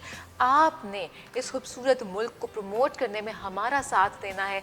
आपने इस खूबसूरत मुल्क को दुनिया के सामने रखना है ताकि दुनिया को पता चले कि ये है असल चेहरा, ये है असल पाकिस्तान, ये है खूबसूरत और जिस पाकिस्तान। तरीके से हम पहले बात कर रहे थे, जिस तरह हमने ज़फ़र अब्बास जाफ़री साहब की या शाइस्ता की मिसालें भी हमारे सामने हैं, ज़िंदा मिसालें हैं कि ये अपनी मदद आपके तहत काम कर रहे हैं, पाकिस्तान को सर्व कर रहे हैं, कम्युनिटी को सर्व कर रहे हैं, तो ये एक कार खैर है। और अगर टूरिज़म इंडस्ट्री हमारी डेवलप होती है तो पाकिस्तान को फ़ायदा है, फ़ॉरेन रेवेन्यू आएगा, जॉब अपॉर्चुनिटीज़ होंगी, और हम सब जो कि कहा जाता है कि पाकिस्तान की 65% आबादी जो हाँ है जी। वो नौजवान है, ये हमारी स्ट्रेंथ है, Strength हमारी है। कमज़ोरी नहीं है हमारी आबादी। अगर हम सब मिलकर इस एक काम के ऊपर जो है, जिस तरह मैंने फौरी तौर पर फ़ोन उठाया, तो बी अ डूअर, अगर हम करना शुरू कर दें तो हम दुनिया को दिखा सकते हैं कि पाकिस्तान कितना खूबसूरत है, कितना पोटेंशल है पाकिस्तान के अंदर। तो ज़फ़र अब्बास जाफ़री साहब, कराची में आप क्या पोटेंशियल देखते हैं, किस तरीके से अट्रैक्ट कर सकते हैं कि टूरिस्ट आएँ देखें कराची देखिए, में? मैं चूँकि मेरा अपना ताल्लुक मैं सेल से वाबस्ता रहा हूँ और मल्टीनेशनल कंपनी का दुनिया की बड़ी मल्टीनेशनल कंपनी का सबसे कम उम्र नेशनल सेल्स मैनेजर रह चुका हूँ। इसका मतलब मैंने गलियाँ देखी हुई हैं, पाकिस्तान की रोडें देखी हुई हैं, हमने पैदल सफ़र किया हुआ यहाँ से चमन बॉर्डर तक, सब कुछ देखा हुआ। जितना खूबसूरत बलूचिस्तान है उसकी कोई मिसाल नहीं है। सही बात है। आपने कहीं नहीं देखा होगा ऐसा कि अगर आप ज़्यादा थरनाई वाले रोड पे जा रहे हैं तो लेफ्ट राइट आपके मोती लटक रहे हैं, अगर आप करीब से देखते हैं तो मालूम है जी अंगूर की बेलें, और कई कई 100 किलोमीटर पे सुभान अल्लाह। दोनों आप सेब भी ऐसे ही लटक रहे, मतलब चेरीज। तो ये वो मनाजिर हैं जो आपने भी विजिट किया हुआ है? फ्री फ्रॉम चमन से लेके और सारा Karachi and everywhere by road ही। अच्छा, ये तो वो खूबसूरती है। और जहाँ तक कराची की बात करेंगे आप, तो मैं ये दावे से कह सकता हूँ कि मैं कराची में पैदा हुआ हूँ, मैंने कराची के मकामात अब तक नहीं देखे हैं। अगर आप सिर्फ समंदर की बात करेंगे, इतने पॉइंट्स हैं, हॉक्स बे से शुरू करें और अब एंड ही नहीं है कोई। डेवलप करना शुरू करें ना, एक्चुअली आप पहुंच ही नहीं सकते। अब तो लोग बताते हैं कि जी दरियाफ्त हो रहे हैं मजीद, अब कराची थोड़ा सा आगे बढ़े तो जी फलाना बीच आ गया, फलाना पॉइंट आ गया, ये आ गया। बहुत है, बहुत खूबसूरती है, काम की ज़रूरत है, हुकूमती तवज्जो की ज़रूरत है। सर ये बताइएगा कि हुकूमती तवज्जो तो डेफिनेटली बहुत बड़ी ज़रूरत है और हुकूमत कोशिश कर भी रही है कि हमारा जो टूरिज़्म का पोटेंशियल है, लेकिन जिस तरह से आप लोग हैं, आप लोग पहले ही कम्युनिटी के लिए बहुत सा काम कर रहे हैं। सो जिस और अभी आपने शुरू में एक पॉइंट उठाया भी कि थोड़ी सी तनकीदी की जाती है कि उन्हें स्किल सिखा देते। सो क्या आप समझते हैं कि इस तरह आप जैसे लोग जो मुखैर हजरात हैं या जो कम्युनिटीज़ के लिए काम कर रहे हैं, आप लोग आगे बढ़ें और कोई तरीक़ाकार ऐसा लेके आएँ कि आप डेवलप करें ऐसे साइट्स ताकि लोगों को वहाँ पे रोज़गार भी मिले? असल में देखें, जब तक वफाक सूबा एक पेज पे नहीं आएगा, मैं सिंध की बात कर रहा हूँ इस वक्त, कुछ नहीं हो सकता। हम अपने बच्चों को ये नहीं बता रहे कि हमने जाके जिन समंदरी हयातियात की मादूम हो रही हैं किस्में, उनको जाके वहाँ पर हमने क्या करना है, टटल बीच पे हमने क्या करना है। नहीं, हम उनको क्या बोलते हैं, आपने संडे को बैग उठाने और चल के वहाँ पर समंदर पे कचरा जमा करना है।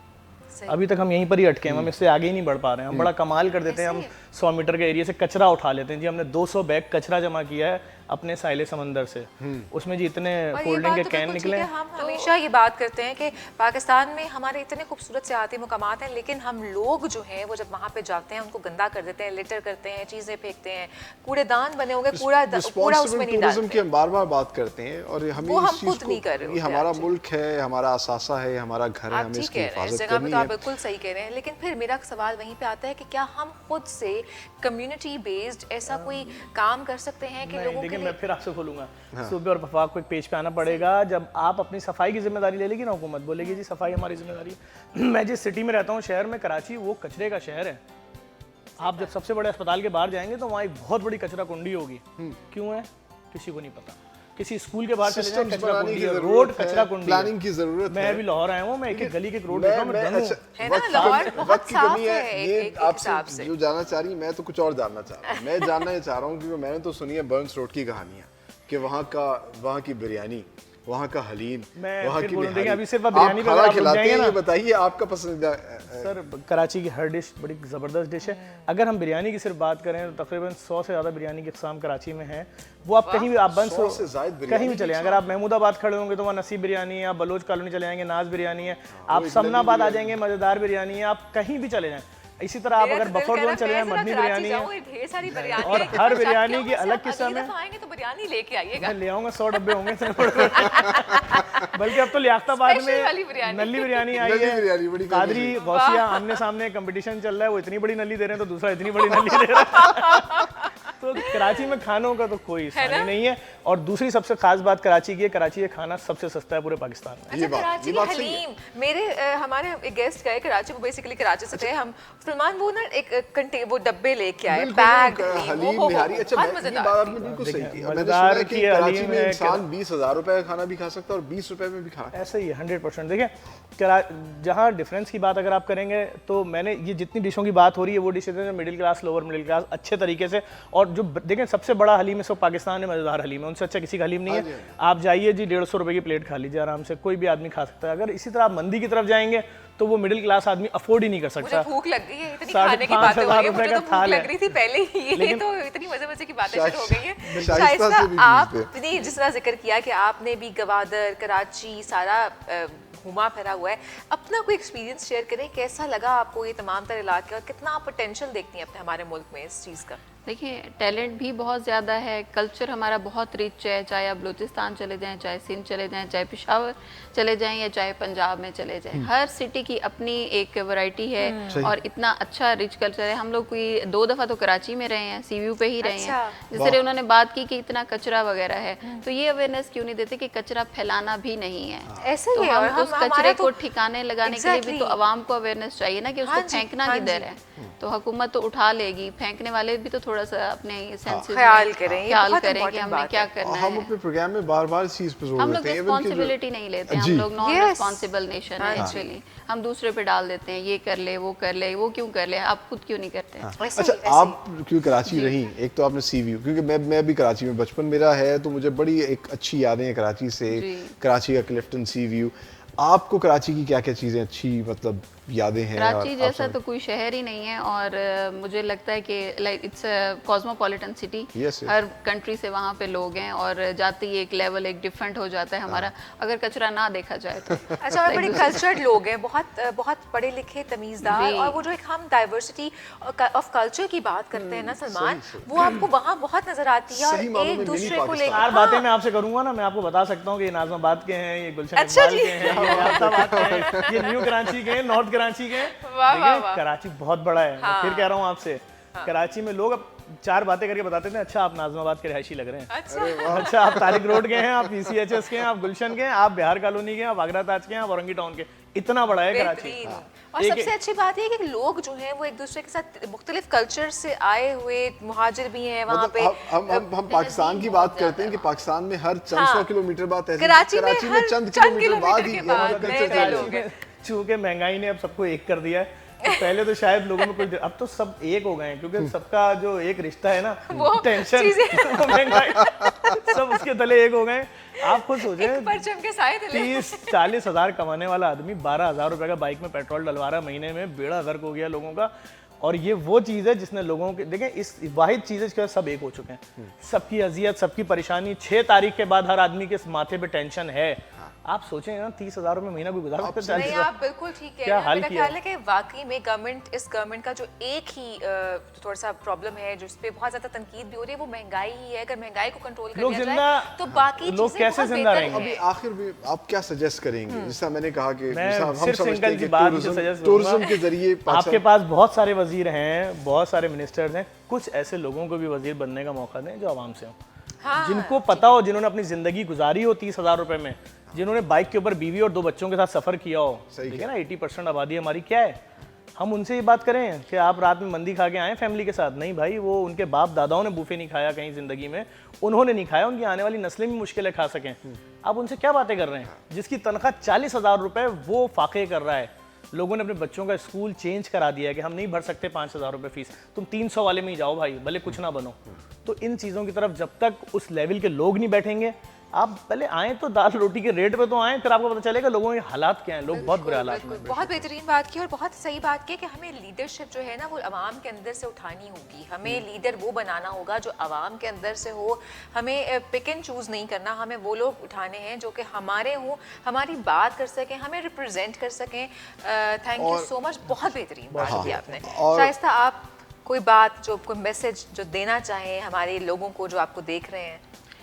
एक्चुअली आर्टिस्ट के साथ साथ मैं लाइफ कोच भी हूँ, तो मैं मेंटल हेल्थ इश्यूज वगैरह पे भी हीलिंग वगैरह भी करती हूँ। Very nice. तो हमारे यहाँ जो स्ट्रेस और डिप्रेशन वगैरह जो बढ़ रहा है आजकल, उस पर बहुत ज़्यादा तवज्जो देने की ज़रूरत है। सही। तो नेगेटिव बातें और नेगेटिव चीज़ें फैलाने से थोड़ा सा गुरेज करें, पॉजिटिव सोचें। इमेज हमारा जो पाकिस्तान का हम पॉजिटिव पेश करना चाह रहे हैं, उसमें ये चीज़ें वगैरह जो हैं ये हम खुद कंट्रोल कर सकते हैं। बहुत बेहतरीन। और घरेलू जो खवातीन हैं, जो घर में बच्चे हैं, घर में लाइक स्टूडेंट्स हैं, जो भी हैं, उनको यहाँ पे नेगेटिव सवाल बातें ना पता करें। क्या आएगा कि कैसे अपने माइंड को आपने ट्रेन करना है कि वो नेगेटिव ना सोचे। ये भी कुछ टिप्स हमारे व्यूअर्स को जरूर दीजिए, ताकि हाँ जी। सलमान, क्योंकि होता ये है कि हम सब जान रहे होते हैं कि हम नेगेटिविटी की तरफ जा रहे हैं, but we can't control it. How to control it?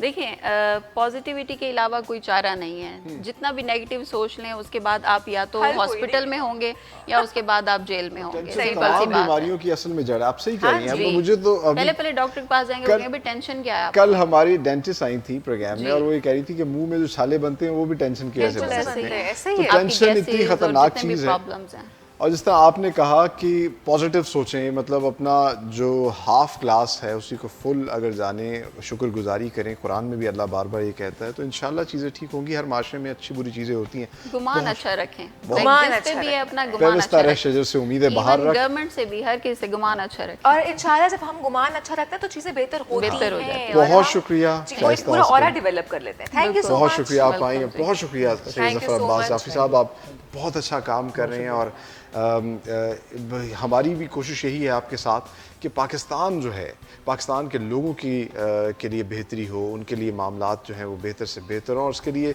जो हम समझते हैं कि टूरिज़म सेक्टर जिस तरह अगर हमारा डेवलप होगा तो बहुत फ़ायदा होगा पाकिस्तान को, फ़ॉरेन रेवेन्यू भी आएगा और जॉब क्रिएशन। बिल्कुल, हमें जॉब क्रिएशन की तरफ बहुत इंपॉर्टेंटली आना होगा, हमें अपने काम की तरफ आना होगा। हम जिस तरह से रोज़ बात करते हैं एंटरप्रेन्योरशिप की, कि हमें स्किल डेवलपमेंट की तरफ आना होगा। हमें ऐसे लीडर्स पैदा करने हैं जो कि हमारे अंदर से हों, जो कि अपनी ही फील्ड में एक्सेल करना जानते हों और अपनी कम्युनिटी के लिए कुछ सर्व कर सके बेहतर अंदाज में। और इसी बात के साथ एक छोटी सी ब्रेक की जानिब जाना है हमें। आपने हमारे साथ रहना है।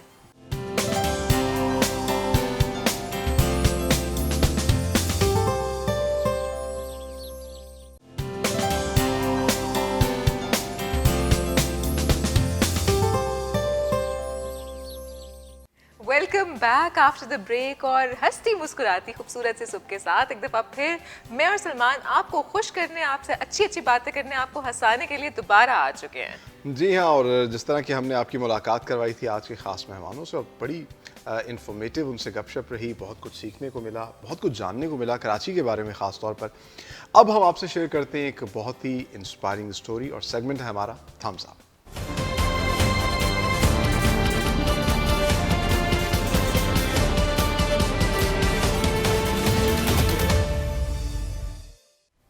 तो जनाब, थम्स अप में आज हम बात करने वाले हैं एक ऐसे शख्स के हवाले से जिन्होंने एक ऐसे मुनफरद काम का आगाज़ किया, एक ऐसी मुनफरद स्पोर्ट्स का एक्चुअली आगाज़ किया जब कोई इस हवाले से स्पोर्ट्स में एक्टिव नहीं था। स्केटिंग के हवाले से मैं बात कर रही हूँ, और बात कर रही हूँ बिलाल की, जिनका ताल्लुक़ था जनाब मर्दान से। और मर्दान से इस नौजवान ने 11 साल की उम्र में स्केटिंग का आगाज़ किया। और इस वक्त इनके हवाले से कहा जाता था कि ये किस किस्म का काम कर रहे हो, ये किस तरह की स्पोर्ट्स कर रहे हो। लोगों ने इनको बहुत डिस्करेज किया, इनके पीयर्स ने बहुत डिस्करेज किया। ये कहा कि ये तो यूरोप थोड़ा है, ये अमेरिका थोड़ा है कि जहाँ पे आप स्केटिंग करें। लेकिन इन्होंने हिम्मत नहीं हारी, स्केटिंग करते रहे। और सलमान, सबसे अच्छी बात यह है कि इन्होंने स्केटिंग करते हुए ट्रेवल किया है पाकिस्तान में, पाकिस्तान का खूबसूरत चेहरा दुनिया के सामने रखने के लिए अपना रोल प्ले किया है। बिल्कुल, और इंटरेस्टिंग बात यही है कि इनका ताल्लुक मर्दान से है। लाहौर, कराची या इस्लामाबाद में तो बहुत से स्केटिंग के इंस्टीट्यूट्स भी बने हुए हैं, बच्चे यहाँ पे करते हैं। लेकिन जिस इलाके से थे, और फिर जिस तरह इनको बहुत से लोग वो नेयर सेयर्स इनको मिले जिन्होंने कहा कि यार ये क्या कर रहे हो, इसकी कोई ज़रूरत नहीं है, इसके बावजूद ये लगे रहे, करते रहे। और अब जो इन्होंने इतना बड़ा काम किया, और पाकिस्तानी नौजवान जो है, जिस तरह कि हम कहते हैं कि बेतहाशा टैलेंटेड हैं, कुछ भी कर सकते हैं।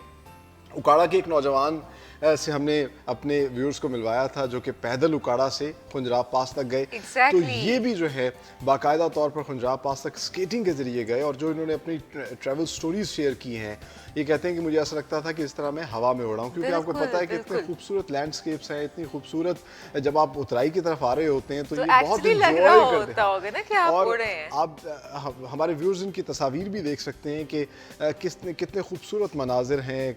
दरिया बहुत लंबी, बहुत देर तक जो है वो साथ साथ चलता है। और ये पासू कोन्स भी गए, इन्होंने खुद देखा, तो क्या ही हसीन इत्तेफाक होगा, क्या ही हसीन स्पोर्ट्स है। और सबसे इंटरेस्टिंग बात सलमान ये है कि अपने स्पोर्ट के हवाले से एक पीस को, टूरिज्म को और कल्चर को प्रमोट करने के हवाले से बहुत सा काम कर रहे हैं। इनका ये कहना है, बेसिकली मानना है कि मैं अपने इस स्केटिंग के थ्रू पाकिस्तान का खूबसूरत चेहरा, पाकिस्तान में कितना अमन है, ये दुनिया को दिखाना चाहता हूँ। हम यहाँ पे किस तरह से टूरिज्म को प्रमोट कर सकते हैं, ये दुनिया को दिखाना चाहता हूँ।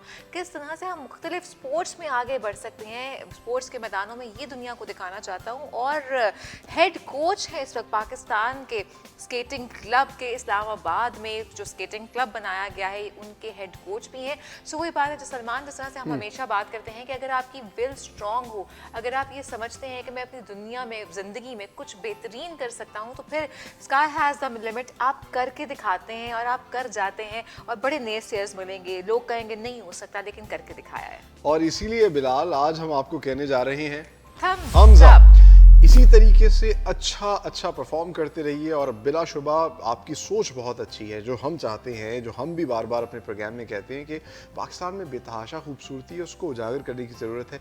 ये अपने स्पोर्ट्स के ज़रिए जो है पाकिस्तान में की ये खूबसूरती दिखा रहे हैं। और सलमान इनका असल मोटो भी यही है कि पाकिस्तान का कल्चर दिखाया जाए, पाकिस्तान का दिखाया जाए कि पाकिस्तान एक पुरअमन मुल्क है, बड़ा सेफ है। एक शख्स स्केटिंग करके पाकिस्तान को अगर देख रहा है, एक्सप्लोर कर रहा है, तो how safe you can imagine Pakistan is. और जिस तरह कि हम कहते हैं कि ये भी पाकिस्तानी लोगों का खासा है कि वो मेहमान नवाज हैं। आइए स्केटिंग पे अगर करते हुए जा रहे हैं तो आप अंदाज़ा कर सकते हैं कितना ज़्यादा राह लेके जा रहे होंगे। तो ये जहाँ जहाँ रुके वहाँ इनको लोगों ने सपोर्ट किया, इनको रहने के लिए और खाने के लिए जो है वो दिया गया। और सबसे अच्छी बात यह है कि जिस तरह से हम बात करते हैं इंडिविजुअल कैपेसिटी में आपने पाकिस्तान के लिए कुछ करना है, तो ये वो खूबसूरत लोग हैं जो इंडिविजुअल कैपेसिटी में पाकिस्तान के लिए, पाकिस्तान का नाम रोशन करने के लिए बेहतरीन काम कर रहे हैं। और हम तो जल्दी कोशिश करेंगे कि हमारे शो में भी आए और हम इनसे गपशप करें, इनसे इनके एडवेंचर्स के बारे में सुने, जाने, इनकी ट्रैवल स्टोरी जाने। तो ये हम आपको भी डेफिनेटली कोशिश करें कि जरूर मिलवाएं इनसे। लेकिन एक बार फिर इनको कहेंगे थम्स अप, और इस वक्त हमें जाना है एक छोटे से ब्रेक की जानिब। आप लोग कहीं मत जाइए, हमारे साथ रहिए।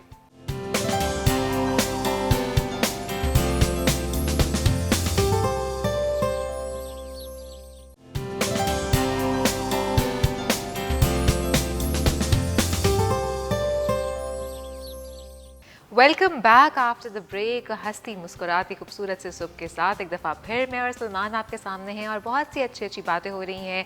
बहुत से अच्छे गेस्ट से हमने आपको मिलवाया, बहुत से फिलैंथ्रोपी के हवाले से हमने जो है वो बातें की। अब कुछ आगे बढ़ते हैं, कुछ लोगों को कुछ इंटरेस्टिंग बताते हैं जिसमें इंटरेस्ट है लोगों का भी और अंबर और मेरा भी। यस, तो सेगमेंट है हमारा बैटल ऑफ ब्रांड्स।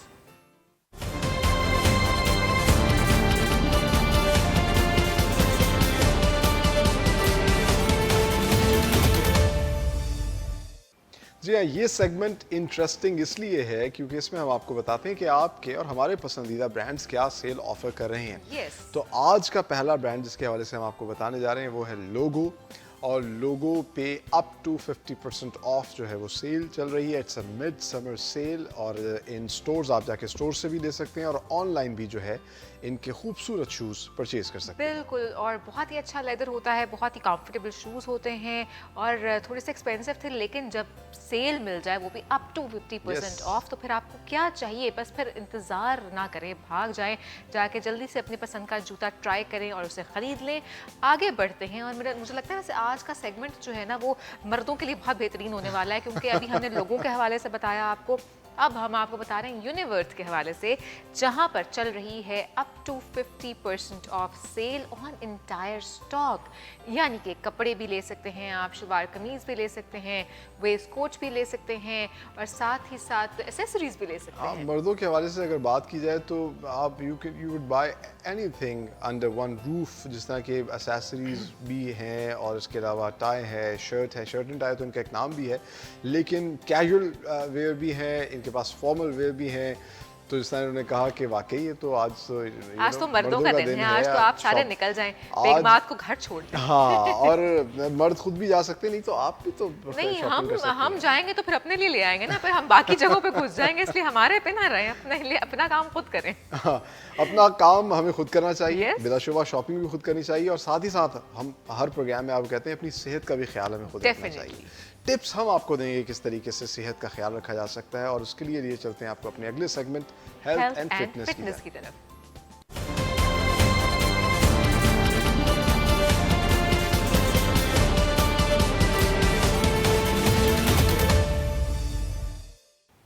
तो जनाब, जिस तरह से सलमान ने कहा, सेहत का ख्याल रखना बहुत इम्पॉर्टेंट है। हम अगर तंदुरुस्त रहेंगे तो ही हम अपनी ज़िंदगी के तमाम तर काम, तमाम तर मामलात बेहतर और अच्छे तरीके से जो है वो कर सकेंगे। और इसके लिए इम्पॉर्टेंट ये है कि हम स्पेशली बदलते मौसम में बहुत ज़्यादा एहतियात करें। एहतियात करें और अगर खुदा ना खास्ता तबीयत ख़राब होगी तो फौरी तौर पे डॉक्टर से रुजू करें। और जिस तरह के मुख्तलिफ आपको पता है कि तरीक़ाकार हैं इलाज के, तो एक इलाज का तरीक़ाकार है होम्योपैथी, जो पूरी दुनिया के अंदर प्रैक्टिस किया जाता है और कहते हैं कि जड़ से जो है ये बीमारी को ख़त्म कर देता है। एलर्जीज़ के लिए बहुत अच्छे जो है इनकी अद्वियात कारामद साबित होती हैं। तो आज हमें स्टूडियो में ज्वाइन किया है मारूफ होम्योपैथिस्ट हैं डॉक्टर खालिद मिन्हास। उनको वेलकम करते हैं। Sir, welcome to the morning show. बहुत शुक्रिया। कैसे हैं आप? ठीक ठाक हैं? मैं ठीक हूँ, शुक्र है। बिल्कुल। अच्छा, सबसे पहले तो ये बताइएगा सर कि मौसम तब्दील हो रहा है और इस मौसम में सबसे ज़्यादा हमें होता है नज़ला, ज़ुकाम, फ्लू, ये तमाम तर चीज़ें इमीडिएटली अटैक करती हैं। तो इसके हवाले से होम्योपैथिक में क्या अद्वियात जो हैं आप रिकमेंड करते हैं? सबसे पहले तो आपका बहुत शुक्रिया कि आपने बुलाया, और ख़ास तौर पे इस अहम मौजू पे कि जब मौसम चेंज हो रहा है और इसमें फ्लू बहुत आ रहा है, ज़ुकाम बहुत आ रहा है, तो ये चीज़ें जो हैं अलामत होती है, इब्तदा होती है दीगर बीमारियों को आगे लेके बढ़ाने की। अगर हम इसको इसी जगह पे ही रोक लें और प्रिकॉशंस कर लें तो हम बहुत सी बीमारियों से बच सकते हैं। सही। अब फ्लू अगर आपको आ गया है तो आपने ये देखा होगा कि आदमी बिल्कुल बेजान हो जाता है, उसमें ऐसा लगता है जान ही नहीं, जी ठीक है, उसमें ऐसा लगता है जान ही नहीं रहती, तो छींकें आना शुरू हो जाती हैं और ये मामला जो है काफ़ी ख़राब हो जाते हैं। और उसका असर ये होता है कि एक फ्लू लेके आया तो फिर पूरे घर को वो फ्लू लेके जाएगा, ठीक है ना। तो इसका बेहतरीन हाल ये है कि जब मौसम चेंज हो रहा होता है तो अपने आप को एक्सपोज ना करें बहुत ज़्यादा। एक्सपोज जब हम करते हैं तो फिर मामलात ख़राब होते हैं। गर्मी जाती है, सर्दी आती है, तो हम सर्दी को उस तरह वेलकम नहीं कर रहे होते, उस फेस में से गुजर रहे होते हैं, तो उसका नतीजा ये निकलता है कि हमें या तो एलर्जी की वजह से फ्लू शुरू हो जाता है या फिर कोल्ड की वजह से शुरू हो जाता है। सही। ठीक है, हमें या सर्दी लग जाएगी या हमें एलर्जी हो जाएगी, दोनों में से एक शुरू होगा, तो फिर मामलात ख़राब होना शुरू होंगे। हम ये करते हैं कि घर जाके वो जुशांदा ले लिया, कावा ले लिया और इस तरह की चीज़ें ले ली। तो जुशांदा और कावा और ये दीगर चीज़ें ये बहुत अच्छी प्रिकॉशंस हैं। अगर आप इसको ले लें, जुशांदे को वैसे ही आप अगर उसमें टी में शामिल कर लें अपनी एक दिन में एक दफ़ा, तो वो तो वैसे ही बहुत अच्छा है कि वो आपके जो है माइल्ड है ये चीज़ें, जी हाँ, से नुकसान नहीं देती। कोई जिस तरह से हम जो कोई भी मेडिसिन एलोपैथिक आप ले लो, एलर्जी की हो या वो इस तरह, तो ये माइल्ड है, हमेशा ये बेहतर ही इसका नतीजा निकलता है। होम्योपैथी का एक ये भी इसकी अच्छा, ये अभी तो मैं होम्योपैथी पे आया नहीं हूँ ना, ये तो है नेचुरोपैथी। अच्छा, ठीक है, ये तो नेचुरल चीज़ें हैं जिसको हम लेके जा रहे हैं। होम्योपैथी में ये है, उसकी खूबसूरती ये है कि नेचुरोपैथी हो या एलोपैथी हो, उसमें हमें कोई ना कोई सब्सटेंस लेना है तो फिर हम उसको दफा कर सकते हैं उस बीमारी के खिलाफ। जो होम्योपैथी है उसमें ये दवाई का जो मॉलिक्यूल है वो बिल्कुल छोटा सा है। वो जैसे एक आइटम बम है तो उसमें एक आइटम जो है वो जितनी एनर्जी प्रोड्यूस करता है, अगर उसको हम उस पर लगाते हैं तो इतनी ही एनर्जी एक होम्योपैथिक दवाई भी कर सकती है। अगर उसको सही तरीके से डायग्नोज कर लिया जाए उसके सिम्टम्स के हिसाब से और उस बंदे को सही दवाई मिल जाए, तो ये एक रॉकेट साइंस है। ये एक जो मिथ बताई जाती है कि जी ये बहुत स्लो काम करती है, ये ऐसा नहीं है। अच्छा। ये बहुत तेज़ काम करती है। स्लो काम उस वक्त करती है जब आपको उसके सिम्टम्स का पता नहीं होता। अच्छा, एक और चीज़ मैंने देखी, क्योंकि एलर्जी जब होती है तो आमतौर पे लोग जो है वो होम्योपैथिक डॉक्टर्स की तरफ जाते हैं, क्योंकि जैसा मैंने कहा कि जड़ से उखाड़ देती है। बट जब होम्योपैथिक दवाई देना शुरू करते हैं तो एलर्जी बहुत तेज़ हो जाती है, उसके फिर कुछ अरसे बाद, कुछ दिनों बाद आहिस्ता आहिस्ता वो कम होना शुरू होती है। ऐसा क्यों होता है? ऐसा इसलिए होता है कि जब हम उसको दवाई देना शुरू करते हैं तो वो एग्रीवेट होती है, एग्रीवेशन के मूड में चली जाती है। अच्छा। और जब वो एग्रीवेट हो जाती है तो फिर हम उसका ट्रीटमेंट सही तरीके से करना शुरू करते हैं। बिल्कुल सही। फिर वो आस्ता आस्ता रिड्यूस होना शुरू हो जाती है और फिर उसका हल जो है ये कि आपने अगर उसको ले लिया तो फिर आप जो है तंदुरुस्त रहेंगे। वो नहीं है कि आपको बार बार रोजाना आपने वो खानी एंटी एलर्जी, वो नहीं। अच्छा, ये भी बड़ा इंपॉर्टेंट चीज़ है ना कि यूजुअली हम देखते हैं कि जिन लोगों को रिपीटेडली हर मौसम में एलर्जीज़ का मामला हो जाता है वो फिर होम्योपैथिक दवाई से बड़े ठीक रहते हैं। लेकिन एक चीज़ यहाँ पे जो मैं और ऐड करना चाहूँगी कि मैदे के जो अमराज हैं उनके हवाले से कहा जाता है कि होम्योपैथिक मेडिसिन जो है वो ज़्यादा बेहतर होती है। तो क्या मैं ये कह रहा हूँ कि होम्योपैथी को आज तक हम समझ नहीं सके। वजह क्या है कि पाकिस्तान के अंदर होम्योपैथी को हमने मिक्सोपैथी में तब्दील कर दिया हुआ है। वजह क्या है कि एक मैदे के अमराज हैं, हम उन तमाम दवाइयों को मैदे के अमराज में दे देते हैं कि उसमें से कोई भी काम करेगी, ठीक है। और होता ये है कि उसमें एक दवाई दूसरी दवाई की जिद होती है, हमें इस चीज़ का पता ही नहीं होती कि एक दवाई दूसरे को नेगेट कर रही होती है। तो इस वजह से उसका प्रोसेस स्लो हो जाता है। लेकिन अगर हम सिम्टम को लेके चलेंगे और सिम्टम के हिसाब से हम दवाई देना शुरू करेंगे तो फिर मैं ये कह रहा हूँ कि ये तो एक रॉकेट साइंस है, इतनी तेज़ी के साथ अमल करती है। दूसरी चीज़ एक मैं आपको बताऊँ, हर बंदे की दवाई मुख्तलिफ है। अच्छा, आपको हेडेक है, इनको हेडेक है, आप होम्योपैथ के पास जाएंगे तो आप दोनों की दवाई मुख्तलिफ होगी। ये नहीं होगी कि पैनाडोल आपके लिए भी चली जाएगी, उनके लिए भी चली जाएगी, इस तरह। हाँ, ये मर्ज को नहीं करता, ये मरीज को ठीक करता है, ठीक है। आपके सिम्टम्स अलग होंगे, उनके सिम्टम्स अलग होंगे, फिर वो सिम्टम्स के हिसाब से जब दवाई दी जाएगी तो वो अलग होगी। वो यही नहीं है कि पैनाडोल सबको दे दिए और उस मामला तो होगा। तो इसलिए ये मुश्किल तरीका इलाज है। दूसरे जो तरीका इलाज हैं उनमें से ये एक मुश्किल तरीन तरीका इलाज है, क्योंकि हर शख्स की दवाई मुख्तलिफ है। तो आपकी प्रैक्टिस में अभी जो आपने इसकी होम्योपैथी की जो प्रैक्टिस की है, कौन कौन से इलाज आपसे समझते हैं कि फौरी तौर पर जिन पे इस असर भी होता है और बिल्कुल पेशेंट ठीक हो जाता है? देखें, एलर्जी जिस तरह आपने कहा कि अगर उसको जड़ से उखाड़ना है तो आपने उसको होम्योपैथ के पास जाना पड़ेगा, ठीक है। पोलन एलर्जी होती है इस्लामाबाद में, हाँ जी, बहुत वो बहुत ज़्यादा ज़्यादा, होती है। और लोग जो हैं उनका बहुत बुरा हशर हाँ होता है जी, उसको। ऐसे ही है। अच्छा, हर साल ये एलर्जी आती है, हर साल लोग वो करते हैं, लेकिन बदकिस्मती ये है कि एक हम कह रहे हैं, होम्योपैथ कह रहे हैं कि जी इसका इलाज है, लोगों ने उसको ट्राई किया है, लोगों ने उस पर उसकी तरफ आए हैं। तो क्या वजह है कि हुकूमत जो है उन अद्वियात को क्यों ट्रायल नहीं करती? कि वो कह रहे हैं कि इससे इलाज आराम आ रहा है तो उसको ट्रायल करें, अगर ट्रायल में ठीक आ रहे हैं तो उनको प्रेस्क्राइब करें लोगों को। ये असल में जिद की वजह से हम एक दूसरे को वो एक्सेप्ट नहीं कर पा रहे कि एलोपैथ जो होम्योपैथ को नहीं कर पा रहा, होम्योपैथ जो एलोपैथ को नहीं कर रहा, इसी तरह हम तिब को नहीं कर रहा। हम ये नहीं सोच रहे कि हमने इंसान को इलाज करना है। यहाँ पे हमारे अख्तियारात का मामला नहीं है या हमारे नोमेनक्लेचर के मामला नहीं है, हमने एक बंदे को ठीक करना है।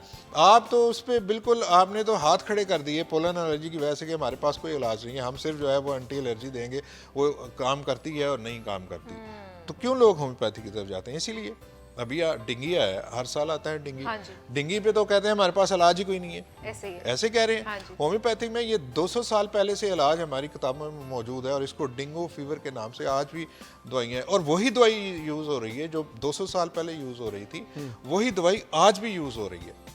और इंडिया में आया है, पेंडेमिक आया है इंडिया में, उन्होंने उसको उन्हीं दवाई अद्वियात के साथ कौन सी दवाई है? क्योंकि इस डेंगू का बड़ा मसला चल रहा था कि लोगों का भी फायदा हो जाए। कौन सी दवाई है जो डेंगू में आप कह रहे हैं कि बहुत ज़्यादा मौसर साबित हो रही है? देखें, एक तो है डेंगू के मुख्तलिफ फेसेस हैं। जब हम उन फेसेस में जाते हैं तो उन फेसेस की दवाई मुख्तलिफ हो जाती है, ठीक है।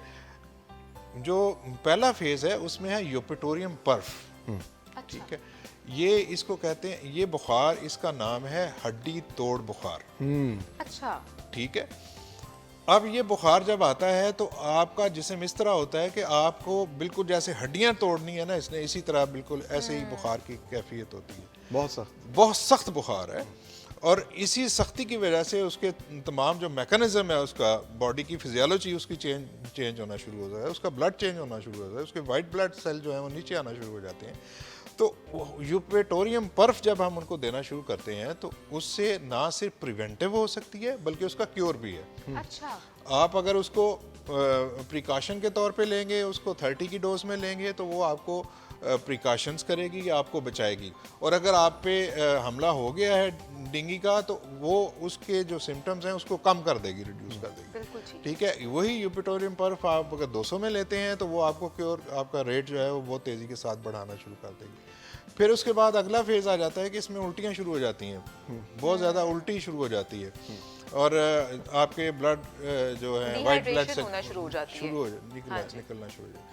तो उसमें जब आप आते हैं तो एपिकॉक है दवाई जो इसी मकसद के लिए यूज़ होती है। ये दवाई ना सिर्फ आपके उल्टी के मसाइल को हल करती है बल्कि आपके जो प्लेटलेट्स गिर रहे होते हैं, उन प्लेटलेट्स को ऊपर अच्छा, यहाँ लेके पे ये जाना। बड़ी इंपॉर्टेंट बात है कि गो के हम इन अद्वियात का नाम बता रहे हैं, लेकिन इट्स वेरी इंपॉर्टेंट कि एक दफ़ा आप अपने मुआलिज से कंसल्ट जरूर कर लें, ये हम ताकि इनको इंफॉर्मेशन दे रहे हैं, हाँ जी। लेकिन जाना डॉक्टर के पास ही जाना है। डॉक्टर के पास, इन्फॉर्मेशन जरूर आपको मिल रही है, लेकिन जाना आपने डॉक्टर के पास। और इन्फॉर्मेशन देने का मकसद ये है कि आपको पता चल जाए कि तरीका इलाज मौजूद है, परेशानी की बात नहीं है।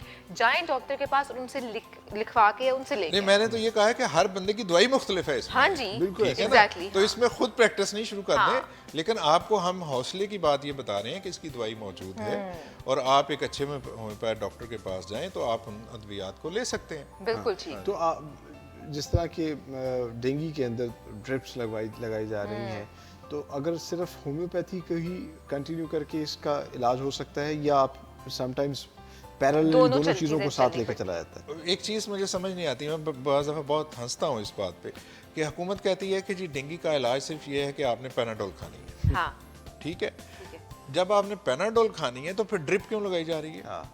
वो तो पानी की कमी को पूरा करने तो के लिए पानी लगा की रहे हैं। कमी के लिए जरूरी है कि हम इसमें आप उसको वैसे ORS डाल के उसे कहेंगे या ये Exactly, orally अच्छा, वो भी भी ले हो सकते सकता है। वो ठीक तो है। आपने डिहाइड्रेशन को बेसिकली अवॉइड करना ठीक है ना? चाहे आप ड्रिप के थ्रू कर लें या जैसे आप- कर लें, मर्जी हाँ, कर लें, तो पानी आप के उसको थ्रू क्यों कर रहे हैं? जो ORS है वो 18 रुपए का पैकेट है 1.5 लीटर का, और वो जो 1.5 लीटर की आप उसके ब्लड में दे रहे हैं वो आप ले रहे हैं 1100 रुपया और 2000 रुपया, और बड़े हॉस्पिटल में चले जाते हैं तो 5000 रुपया ले लेते सही। हैं। जो 18 रुपए की चीज है वो आप लोगों को 5000 रुपए में दे रहे हैं। तो ये आप उनके मकसद तो साथ बेसिकली हाइड्रेशन है ना, आप मकसद पानी तो ये है पिए। कि आपको पानी ज्यादा से ज्यादा चाहिए, आपको जूसेस ज्यादा से ज्यादा चाहिए, ताकि आपके जो प्लेटलेट्स काउंट गिर रहा है उसको जाके वो सहारा दे सहारा सके दे। और आपके प्लेटलेट्स को बढ़ा सके। अच्छा, जैसा भी आपने बताया, अब हमारे माशरे के अंदर दो मसाइल तो ऐसा है जैसा हर घर के अंदर है, ब्लड प्रेशर और शुगर। शुगर। इसका भी क्या कोई इलाज है? और कहा जाता है कि ये भी लाइलाज चीज़ें हैं, मतलब आपको अद्वियात लेनी ही है लेनी अगर किसी पड़ेंगी को throughout the ये life। लग देखें, गया। एक ख़ास तौर पे शुगर के जो पेशेंट्स हैं उनके लिए बहुत सी डॉक्यूमेंट्रीज चलती हैं जिसमें ये कहा जाता है कि जी शुगर का कामयाब इलाज, ठीक है, शुगर का इलाज है, ये नहीं है कि इलाज नहीं है, इसकी मैनेजमेंट है। ठीक है, जी, जाहिर जैसे है। वो मैनेजमेंट करते हैं इस तरह आपने इसकी मैनेजमेंट करनी है। उसके जो सिम्टम्स आ रहे हैं आपने उन सिम्टम्स को साथ साथ चलना है और उन सिम्टम्स को आपने रिड्यूस करना है ताकि आपकी लाइफ को बेहतर बनाया जा सके। तो ये बहुत से लोग करते हैं कि जी वो हम इसको ठीक कर देंगे, ठीक नहीं होती। आप उसको कम कर सकते हैं, उसके सिम्टम्स को ठीक कर सकते हैं और फिर वो एक हेल्दी लाइफ गुजार सकता है। सही। तो इसलिए वो आप अगर जा रहे हैं तो उन्हें पूरे अपने सिम्टम्स बताइए क्या क्या हो सकती है। हर बंदे की, मैंने कहा, दवाई मुख्तलिफ है। किसी Symptoms को भी बहुत ज़्यादा थर्स्ट आती है, किसी रात को पेशाब किसी को 1 दफ़ा आता है, किसी को 4 दफ़ा आता है, किसी को कुछ होता है। तो इस तरह के जो मसाइल हैं वो एक डॉक्टर के पास जाएंगे। इसमें यह है कि एक दवाई है सेजीनियम, ये बनती है, क्या कहते हैं इसको, बरसात के मौसम में जो काले काले से क्या कहते हैं उसको, जामन, ठीक है, जामन से ये दवाई बनती है। सही। और शुगर के पेशेंट्स के लिए बड़ा अच्छा है। अच्छा, आप अगर दवाई नहीं लेते तो शुगर के जो पेशेंट्स हैं वो घर में वही जामन जामन खा लें, हाँ। यूज करना शुरू कर दें। देखिए ना, हम तो दवाई की तरफ जा ही नहीं रहे, हम तो Management है, आई नहीं कर रहे, हम तो कह रहे हैं कि आपके पास मौजूद है ये दवाई। सही। और अगर आपके अगर शुगर पेशेंट है तो आप उसको ग्राइंड करके अपने पास रख लें। जब ये जामन नहीं है तो आप उसको वैसे चम्मच के जरिए ले लें, सही। तो वो बेहतरीन काम करेगी। इंटरेस्टिंगली होम्योपैथी जो है वो भी नेचर से जाके नेचर से ज्यादा कनेक्टेड नहीं, है हाई ना, नेचर herbal पे and है। exactly। देखें ना, होम्योपैथी में तो सब्सटेंस दूसरा केमिकल तो है नहीं है, हाँ बहुत जी। सारे का सारा नेचर का सब्सटेंस ले रहे हैं हम। और ब्लड प्रेशर की, जिस तरह सलमान ने पूछा कि ब्लड प्रेशर को भी मैनेजमेंट ज्यादा इंपॉर्टेंट है या उसकी अद्वियात नहीं, अद्वियात हैं, इलाज है, ठीक है, आप उसके साथ इलाज करवा सकते हैं, जाके अपने ब्लड प्रेशर को कंट्रोल कर सकते हैं। ब्लड प्रेशर सिर्फ दिल के अमराज नहीं पैदा करता, इसके अलावा भी बहुत से अमराज बिल्कुल, पैदा करता है। आपकी बहुत और vital उसका organs damage और करता है। उसका सबसे जो खौफनाक मरहला आता है वो आपको फालिज ज़्यादा कर देता है। बिल्कुल Yes। सही। ठीक है, हम उसको हमेशा इग्नोर कर देते हैं, हम उसकी तरफ तवज्जो नहीं देते। जब हमें बहुत ज़्यादा हेडेक होना शुरू हो जाता है या कुछ इस तरह का मामला होते हैं तो फिर हम डॉक्टर के पास जाते हैं और उसको आगे लेके चलते हैं। तो इसको कंट्रोल करना और बहुत ज़रूरी है, वरना बहुत सी कॉम्प्लिकेशंस बिल्कुल, ये बहुत इंपॉर्टेंट है कि अपना ब्लड प्रेशर, अपना शुगर, इन चीज़ों को आपने मॉनिटर ज़रूर करना है, क्योंकि अगर आप मॉनिटर करेंगे तो ही आप जज कर पाएंगे कि कहाँ कौन सी चीज़ जो है वो थोड़ी थोड़ी ट्रबल कर रही है, और जितना जल्दी पकड़ लिया जाए इन तमाम मसाइल को सलमान, उतना जल्दी हम किसी भी ज़्यादा बड़ी डिजास्टर से बच सकते और हैं। हमारे इस सेगमेंट में हरगिज़ मकसद ये नहीं है कि आप नीम हकीम बन जाएं, हाँ खुद जी। से अपना इलाज शुरू कर दें। आप डॉक्टर से ज़रूर कंसल्ट करें, consult और होम्योपैथिक का तो वैसे ही अद्वियात इतनी मज़े की होती है, हाँ बच्चे जी, ही बड़े शौक से खा खाते लेते हैं मीठी आराम से, वो तो गोलियां। कोई गोलियां मसला नहीं होती होता हैं। कि आपको वो पानी की बहुत शक्ति शुक्रिया पड़ेगी। Doctor Khalid Thank you Minhas, so आपका much। भी बहुत आप आए शुक्रिया, और बहुत आपने शुक्रिया। इतनी अहम बातें की, टिप्स दी, और असल और बात ख़ास ये तौर पे ये डेंगू के मरीजों को बताइए कि डेंगू के लिए वो किसी ना किसी होम्योपैथ से कंसल्ट ज़रूर ज़रूर करें। करें, करें, बिल्कुल ठीक है ना? बिल्कुल ठीक। और मेरे ख्याल से एडवाइस आपको मुख्तलिफ लेनी चाहिए, ले लेनी चाहिए, कोई बुराई नहीं है क्योंकि इसमें। असल बात जिस तरह उन्होंने बताया कि लड़ाई तो कोई नहीं है, असल तो इलाज करना है, और जो बीमारी है उसको ख़त्म करना है, इंसानी जान को बचाना है, तो उसके लिए हाँ मुख्तलिफ एडवाइस लेनी चाहिए। और जिस तरह एलर्जी हो या आजकल जहाँ फ्लू का मसला है, ये भी एक एलर्जी की फॉर्म है, तो उसके लिए बड़ी कारामद इनकी जो है अद्वियात और है। पोलन के जो होता है या एस्थमा जो है, ये तो बहुत ज़्यादा हम देखते हैं कि हर दफ़ा जब मौसम चेंज होता है तो ये एलर्जीज आती हैं। तो जो लोग जिनको एस्थमा के प्रॉब्लम है या जिनको पोलन एलर्जी है, वो एटलीस्ट इस होम्योपैथिक में ज़रूर कंसल्ट कर सकते हैं। ठीक है, तो ये था हमारा सेगमेंट। उम्मीद है आपको पसंद आया होगा और आपने बहुत कुछ इसमें सीखा भी होगा। अब यहाँ पर हमें लेनी है एक ब्रेक, लेकिन ब्रेक के बाद मज़ीद अहम सेगमेंट्स भी होंगे, आप लोग कहीं मत जाइए। हमारे साथ रहिए।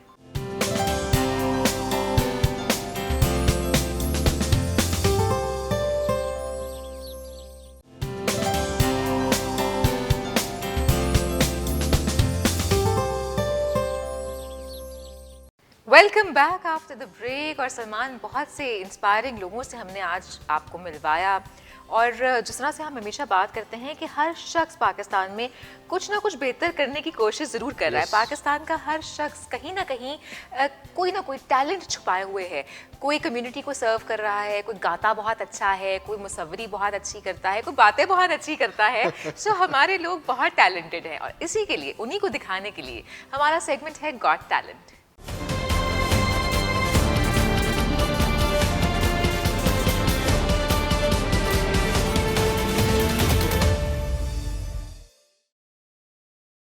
जी हाँ, आज गॉट टैलेंट में हम आपकी मुलाकात करवाने जा रहे हैं एक ऐसे नौजवान से, जिस तरह के अंबर कही थी, बहुत से इंस्पायरिंग लोगों से मिलवाया। मैं तो कहूँगा ये भी एक इंस्पिरेशन है यस, बिल्कुल बहुत है। से नौजवानों के लिए, क्योंकि ये फिलैंथ्रोपिस्ट हैं, ये माइनॉरिटीज़ को और अंडर प्रिविलेज लोग जो हैं पाकिस्तान में, उनको सपोर्ट करते हैं, ना सिर्फ पाकिस्तान में बल्कि बाहर की भी कम्युनिटीज़। बिल्कुल बिल्कुल। बर्मा में जो रोहिंग्या मुसलमान हैं, उनके लिए भी इन्होंने जो है काविशें की, कोशिश की। नाइजीरिया के अंदर जो अंडर प्रिविलेज लोग हैं, उन तक भी इन्होंने राशन भिजवाया। पिछले 10 साल से ये फिलैंथ्रोपी में हैं और लोगों की फलाह के लिए काम कर रहे हैं।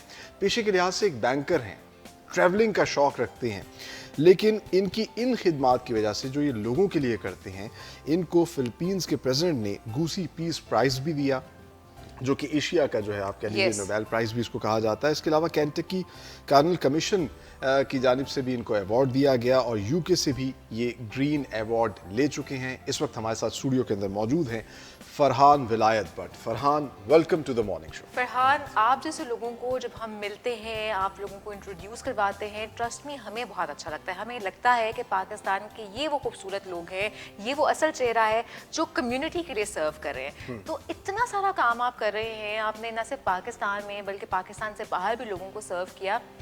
किस तरह से सफ़र का आगाज़ किया आपने? 10 साल पहले हम लोगों ने इस काम का आगाज़ किया था। शुरुआत हमारी ट्रैवलिंग के थ्रू ही हुई, क्योंकि हम लोग अपने ट्रैवलिंग के शौक़ को ही मद्देनज़र रखते हुए हम थरपारकर भी हमने विज़िट किया था कि वहाँ का कल्चर एक्सप्लोर करें, वहाँ के फोक सॉन्ग्स, वहाँ का म्यूज़िक, वहाँ के कॉस्ट्यूम, सब चीज़ें बहुत यूनिक हैं।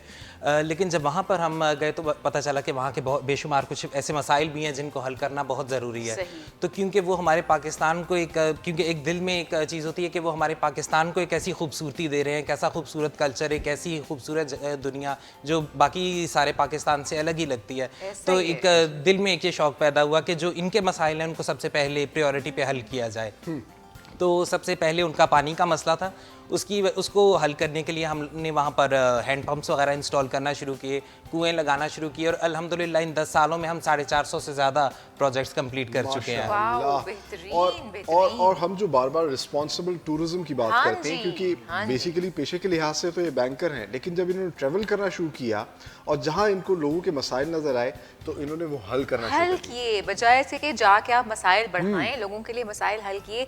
तो थरपारकर से बेसिकली आपके काम का आगाज़ हुआ, आपने पानी के वहाँ पे कुएं लगाए, उसके अलावा वहाँ के लोगों के लिए दीगर मामलात के हवाले से भी बताइए कि क्या काम कर रहे हैं। इसके अलावा वहाँ पर हम लोगों ने ये एफ़र्ट शुरू किया कि बहुत सारी जगहों पे तालीम के हवाले से कुछ इस्लाहात करने की हम कोशिश कर रहे हैं, क्योंकि हम जिस जगह पर कोई कुआं वगैरह लगाते हैं या बाज़ इलाकों में हम मसाजिद भी तैयार करते हैं, वहाँ पर हम कोशिश करते हैं कि मदरसे स्टार्ट किए जाएँ, वहाँ पे बच्चों में तालीम वगैरह आम की जाए। जिस जगह पर ये काम होता है वहाँ पर हमारी मैक्सिमम कोशिश होती है हम लोगों के दीगर मसाइल को भी निपटाने की कोशिश करें।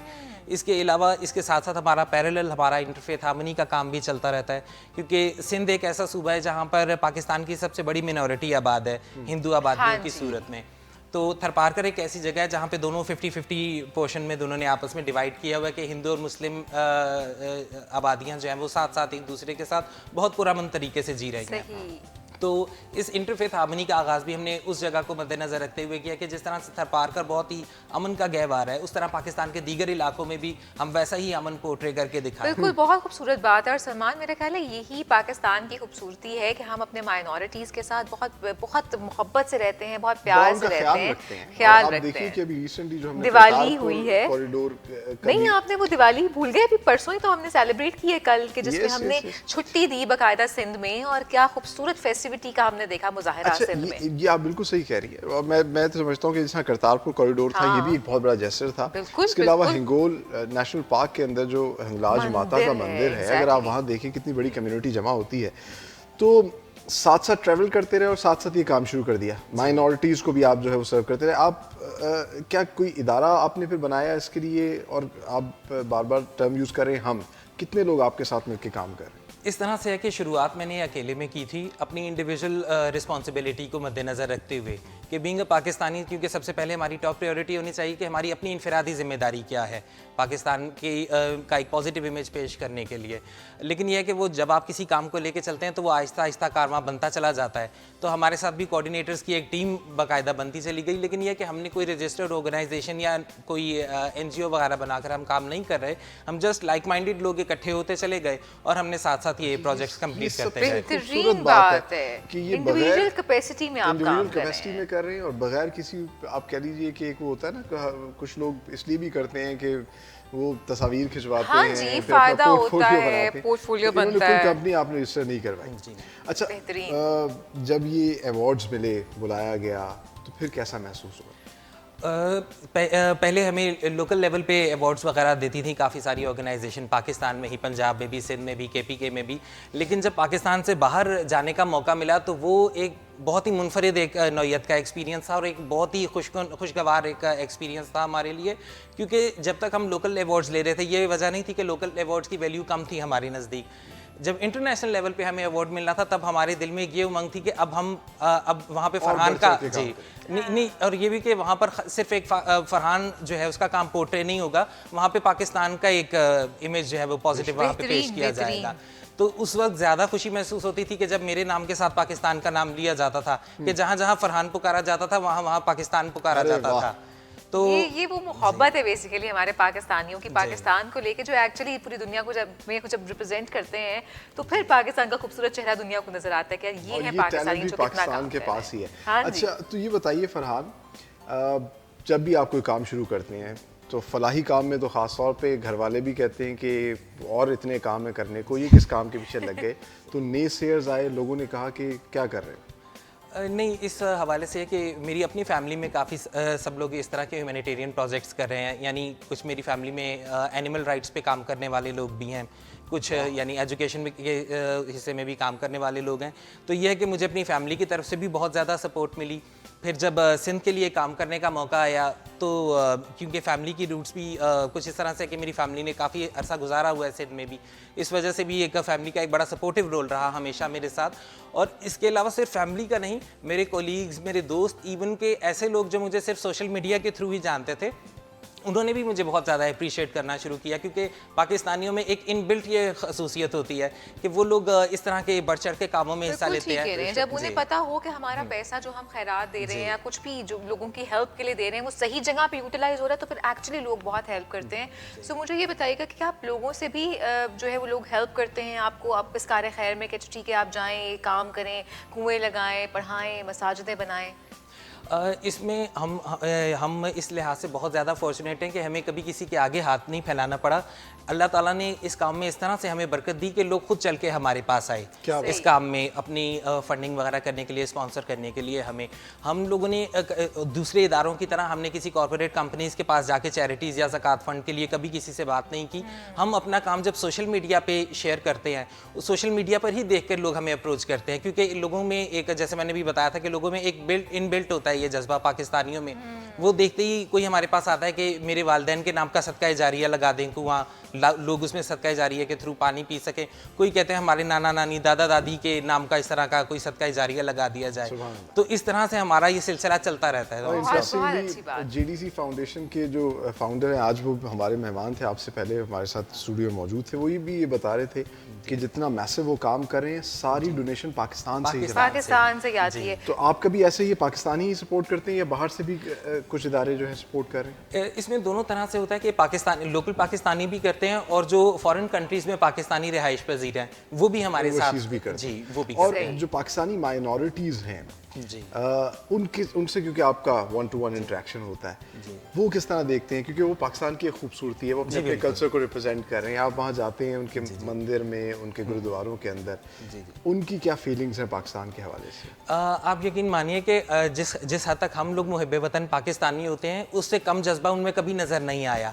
हमेशा वो भी बढ़ चढ़ कर, आप देखिए कि पाकिस्तान इंडिया का मैच होता है, हिंदू जो हैं वो जो हिंदू कम्युनिटीज़ हैं पाकिस्तान की, वो भी बढ़ चढ़ कर नाच गा रहे होते हैं जब पाकिस्तान जीतता है इंडिया से। तो ये ऐसा कभी भी नहीं हुआ कि सिर्फ एक मजहब के हवाले से कोई लोग बाइस्ड होकर कोई और ओपिनियन दे। पाकिस्तानी मिनॉरिटीज़ बहुत ज़्यादा मुहिब वतन है इस लिहाज ये से। बताइए, आपने माइनॉरिटीज़ के हवाले से बात की, कितना इम्पोर्टेंट है आप समझते हैं कि हमें मजहबी हम आहंगी जो है वो पूरे पाकिस्तान में बहुत ज़्यादा प्रमोट करने की ज़रूरत है, और उसके लिए क्या तरीक़ाकार होना चाहिए? इसका देखिए तरीक़ाकार ये है कि सबसे पहले हम लोगों ने जब इस बारे में काम शुरू किया, थोड़ा सा एहतियात की ज़रूरत होती है, क्योंकि बाज़ लोग इस सिलसिले में शुरू में आपको डिस्करेज करने की कोशिश करते हैं जो इस काम को ज़्यादा नहीं जानते। लेकिन एक चीज़ मैं आपको बताऊं कि पाकिस्तान उन चंद ममालिक में से है दुनिया के जहाँ पर सबसे ज़्यादा इंटरफेथ हार्मनी को लोग नेचुरली प्रमोट करते हैं। यानी आप जी जब आप यूरोप के भी ऐसी सर्वे, यूरोप की तरफ से भी ऐसी सर्वे रिपोर्ट्स उठाते हैं, पाकिस्तान उन चंद ममालिक में से है जहाँ पर लोगों को इस बात से कोई गर्ज नहीं कि उनके नेक्स्ट डोर नेबर कौन आकर आबाद हुआ है, वो किस मजहब से ताल्लुक रखता है, किस धर्म से ताल्लुक रखता अच्छा, है। ये बहुत इंपॉर्टेंट बात है। देखिए, हम पूरी दुनिया को यही तो खूबसूरत पैगाम दे रहे हैं कि हम पीसफुल हैं, हम मजहबी हम आहंगी पर बिलीव करते हैं, और ये वो लोग हैं जो कि एक्चुअली आके द रियल पिक्चर दिखा रहे हैं, क्योंकि पाकिस्तान का असल एग्जैक्टली रियल पिक्चर यही है सलमान। यही पाकिस्तान का असल चेहरा है और यही पाकिस्तान की खूबसूरती है। ये बताइएगा फरहान, एप्रिसिएशन आपको अवार्ड्स के ज़रिए भी मिली और जब मुखय्यर हज़ात आके जुड़ते हैं तब भी आपको एप्रिसिएशन मिलती है। अब मज़ीद क्या प्लान्स हैं कि क्या क्या आगे करना है फ्यूचर? सबसे पहले तो हम लोगों ने अपनी टॉप प्रायोरिटी पे ये रखा है कि हम लोगों ने थरपारकर में सोलर सिस्टम इंस्टॉल करना शुरू करने हैं। अभी तक हम जो भी काम कर रहे हैं थरपारकर में वो मैनुअल कुएँ हैं, मैनुअल हैंड पंप्स हैं। ख़ासतौर पे मैनुअल जो कुएँ होते हैं, क्योंकि वहाँ पे इलेक्ट्रिसिटी का थोड़ा सा मसला है, वहाँ पर बहुत सारे देहात में अभी इलेक्ट्रिसिटी नहीं इंस्टॉल की गई, तो वहाँ पर जब पानी निकालना होता है तो वो 14-15 ख़वातीन मिलकर पानी को खींचते हैं, क्योंकि बहुत गहराई से खींचना पड़ता है। सोलर सिस्टम की इंस्टॉलेशन के बाद वहाँ पर लोगों को ज़्यादा आसानियाँ पैदा हो जाएंगी पानी फेच करने के सिलसिले में। इसके अलावा दूसरे नंबर पर हमने सेहत की सहूलियात के लिए काम करना है थरपारकर में। बहुत बेहतरीन। अच्छा, मुझे सिर्फ एक बात बताइएगा कि आपने कहा कि आपने जब ट्रैवल किया तो ट्रैवलिंग के थ्रू ही आपको ये तमाम तर बातें पता चली, तो पाकिस्तान में कितना ट्रैवल किया और पाकिस्तान को एज अ टूरिस्ट डेस्टिनेशन किस तरह देखते हैं आप? देखिए, टूरिस्ट डेस्टिनेशन तो आप यकीन मानिए पाकिस्तान दुनिया का मैं समझता हूँ कि वाहिद मुल्क है जहाँ पर आपको तमाम चीज़ें जो हैं वो इकट्ठी एक जगह यकजा सूरत में मिलती हैं। लोग यूरोप जाते हैं स्नोफॉल इंजॉय करने के लिए, लोग बाज़ ट्रैवल करते हैं अफ्रीका में कि वहाँ पे सहराई इलाके देखें। पाकिस्तान ऐसा मुल्क है जहाँ पर आप देवकामत पहाड़ भी हैं बर्फ़ से ढके हुए, बर्फ़बारियाँ होती हैं और यहाँ पर तपते हुए सहरा भी हैं। यहाँ पर बहुत नीट एंड क्लीन बीचेस भी हैं, यहाँ पर आबशारें भी हैं, यहाँ दरिया हैं, झीलें हैं। You name it, you हाँ have ji. it in Pakistan। Exactly. Each and everything यहाँ पहाड़ों की पाकिस्तान तो में बड़ी मिलेगी। खूबसूरती की बात होती है। प्रिसाइजली बताइएगा थर पार्कर की क्या क्या खूबसूरती आपने देखी? देखिए, थरपारकर में सबसे जैसे अक्सर लोग मुझे ये कहते हैं कि हम पहाड़ी और बहुत सब्ज़े वाले मकाम पर जाने की करते हैं, लेकिन आप जब सहरा में जाते हैं, सहरा की एक अपनी खूबसूरती होती है, सहरा का एक अपना हुस्न है जब आप रेत के ऊपर ट्रैवल करते हैं। फिर उसके अलावा वहाँ का कल्चर और वहाँ का म्यूज़िक, आपको वहाँ पर ऐसा म्यूज़िक और ऐसा कल्चर और ऐसे उनके डांसेस आप देखेंगे कि आपको वो सब किसी पहाड़ी मुकाम पर नहीं मिलेंगे। सही। वो उस चीज़ को देखने के लिए आपका बार बार जाने को दिल करेगा। और आपने वहाँ के कॉस्ट्यूम्स तो देखे होंगे, वहाँ पे जिस तरह खवातीन जिस तरह के और बैंगल्स बैंगल्स पहनते हैं, एग्जैक्टली, वो तो बहुत ही खूबसूरत लगते हैं। वो बहुत ही यूनिक होती है और वो पूरे पाकिस्तान में और कहीं आपको नजर नहीं आएगी। ऐसा ही है, ऐसा ही है, बिल्कुल ठीक कह रहे हैं आप। और हम तो चाहते हैं कि हम थरपारकर का कल्चर भी दुनिया को दिखाएं। और सलमान, हमने सिंध पर एक डॉक्यूमेंट्री भी बनाई थी, आपको याद होगा, और उस डॉक्यूमेंट्री के अंदर थरपारकर का कल्चर दिखाया गया था। उनके घर जो मिट्टी के बने होते हैं, जिसपे वो लगे होते हैं झाड़ियों से वो पूरा कवर किया होता है। बहुत खूबसूरत डॉक्यूमेंट्री है जिसमें सारा सिंध का कल्चर दिखाया गया है। वॉइस ओवर इसमें मेरा है क्योंकि सलमान ने वॉइस ओवर किया था, मैं ये कहने लगी थी, सलमान ने कहा मैं बता दूं। तो बहुत खूबसूरत डॉक्यूमेंट्री, आप लोग जरूर देखिएगा। बहुत और शुक्रिया। उसमें म्यूजिक है, उसमें वो जो आपने फोक गाने की बात की ना, उफ अल्लाह, मैं तो लिटरली वो जब म्यूजिक की धुन बजती है ना, आप बैठ जाते हैं, आप कहते हैं ये बजती ही रहे। और सिंधी ज़बान इतनी मीठी है, बाकी उसका म्यूजिक बहुत, हमारा फोक म्यूजिक सारा का सारा बहुत अच्छा है। बहुत शुक्रिया फरहान थैंक यू विलायत। सो मच, आपका शुक्रिया, आपने इनवाइट किया। आप आए और आपने अपना जर्नी जो है वो शेयर किया, और आप बिलाशुबा पाकिस्तान का एक ट्रू फेस हैं, बहुत टैलेंटेड हैं। हम चाहते हैं कि आप जैसे टैलेंटेड नौजवान आगे आएँ, पाकिस्तान के लिए, कम्युनिटी के लिए काम करें, ताकि हम पाकिस्तान का एक खूबसूरत चेहरा दुनिया को दिखाएं। बिल्कुल, और यही हमारा खूबसूरत लोग हैं, हमारी कल्चर सकाफत को प्रमोट कर रहे हैं, हम आहंगी को प्रमोट कर रहे हैं, ह्यूमैनिटी को प्रमोट कर रहे हैं।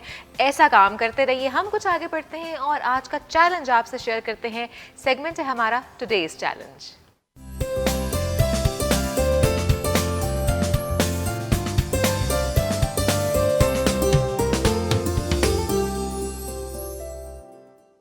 तो आज का चैलेंज जो है वो बहुत अहम है, हम लोग भी उसको एक्सेप्ट करने जा रहे हैं। मुश्किल है लेकिन हम करेंगे इंशाल्लाह। आप लोगों ने भी करना है, बिलाशुबा मुश्किल है क्योंकि एक इंसानी इमोशन है।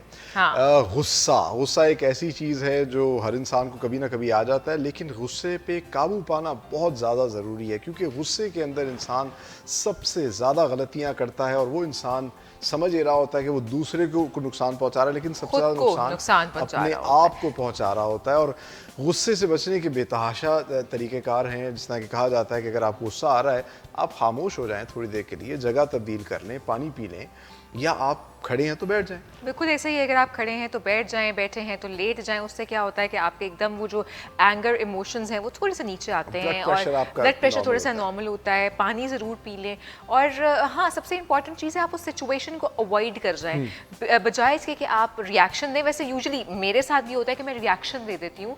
रिएक्शन को कंट्रोल करना ही हमारा आज का चैलेंज है कि आपने रिएक्शन नहीं देना, आप उस सिचुएशन को अवॉइड कर जाएं और ऑटोमेटिकली थोड़ा सा नीचे आ जाएगा।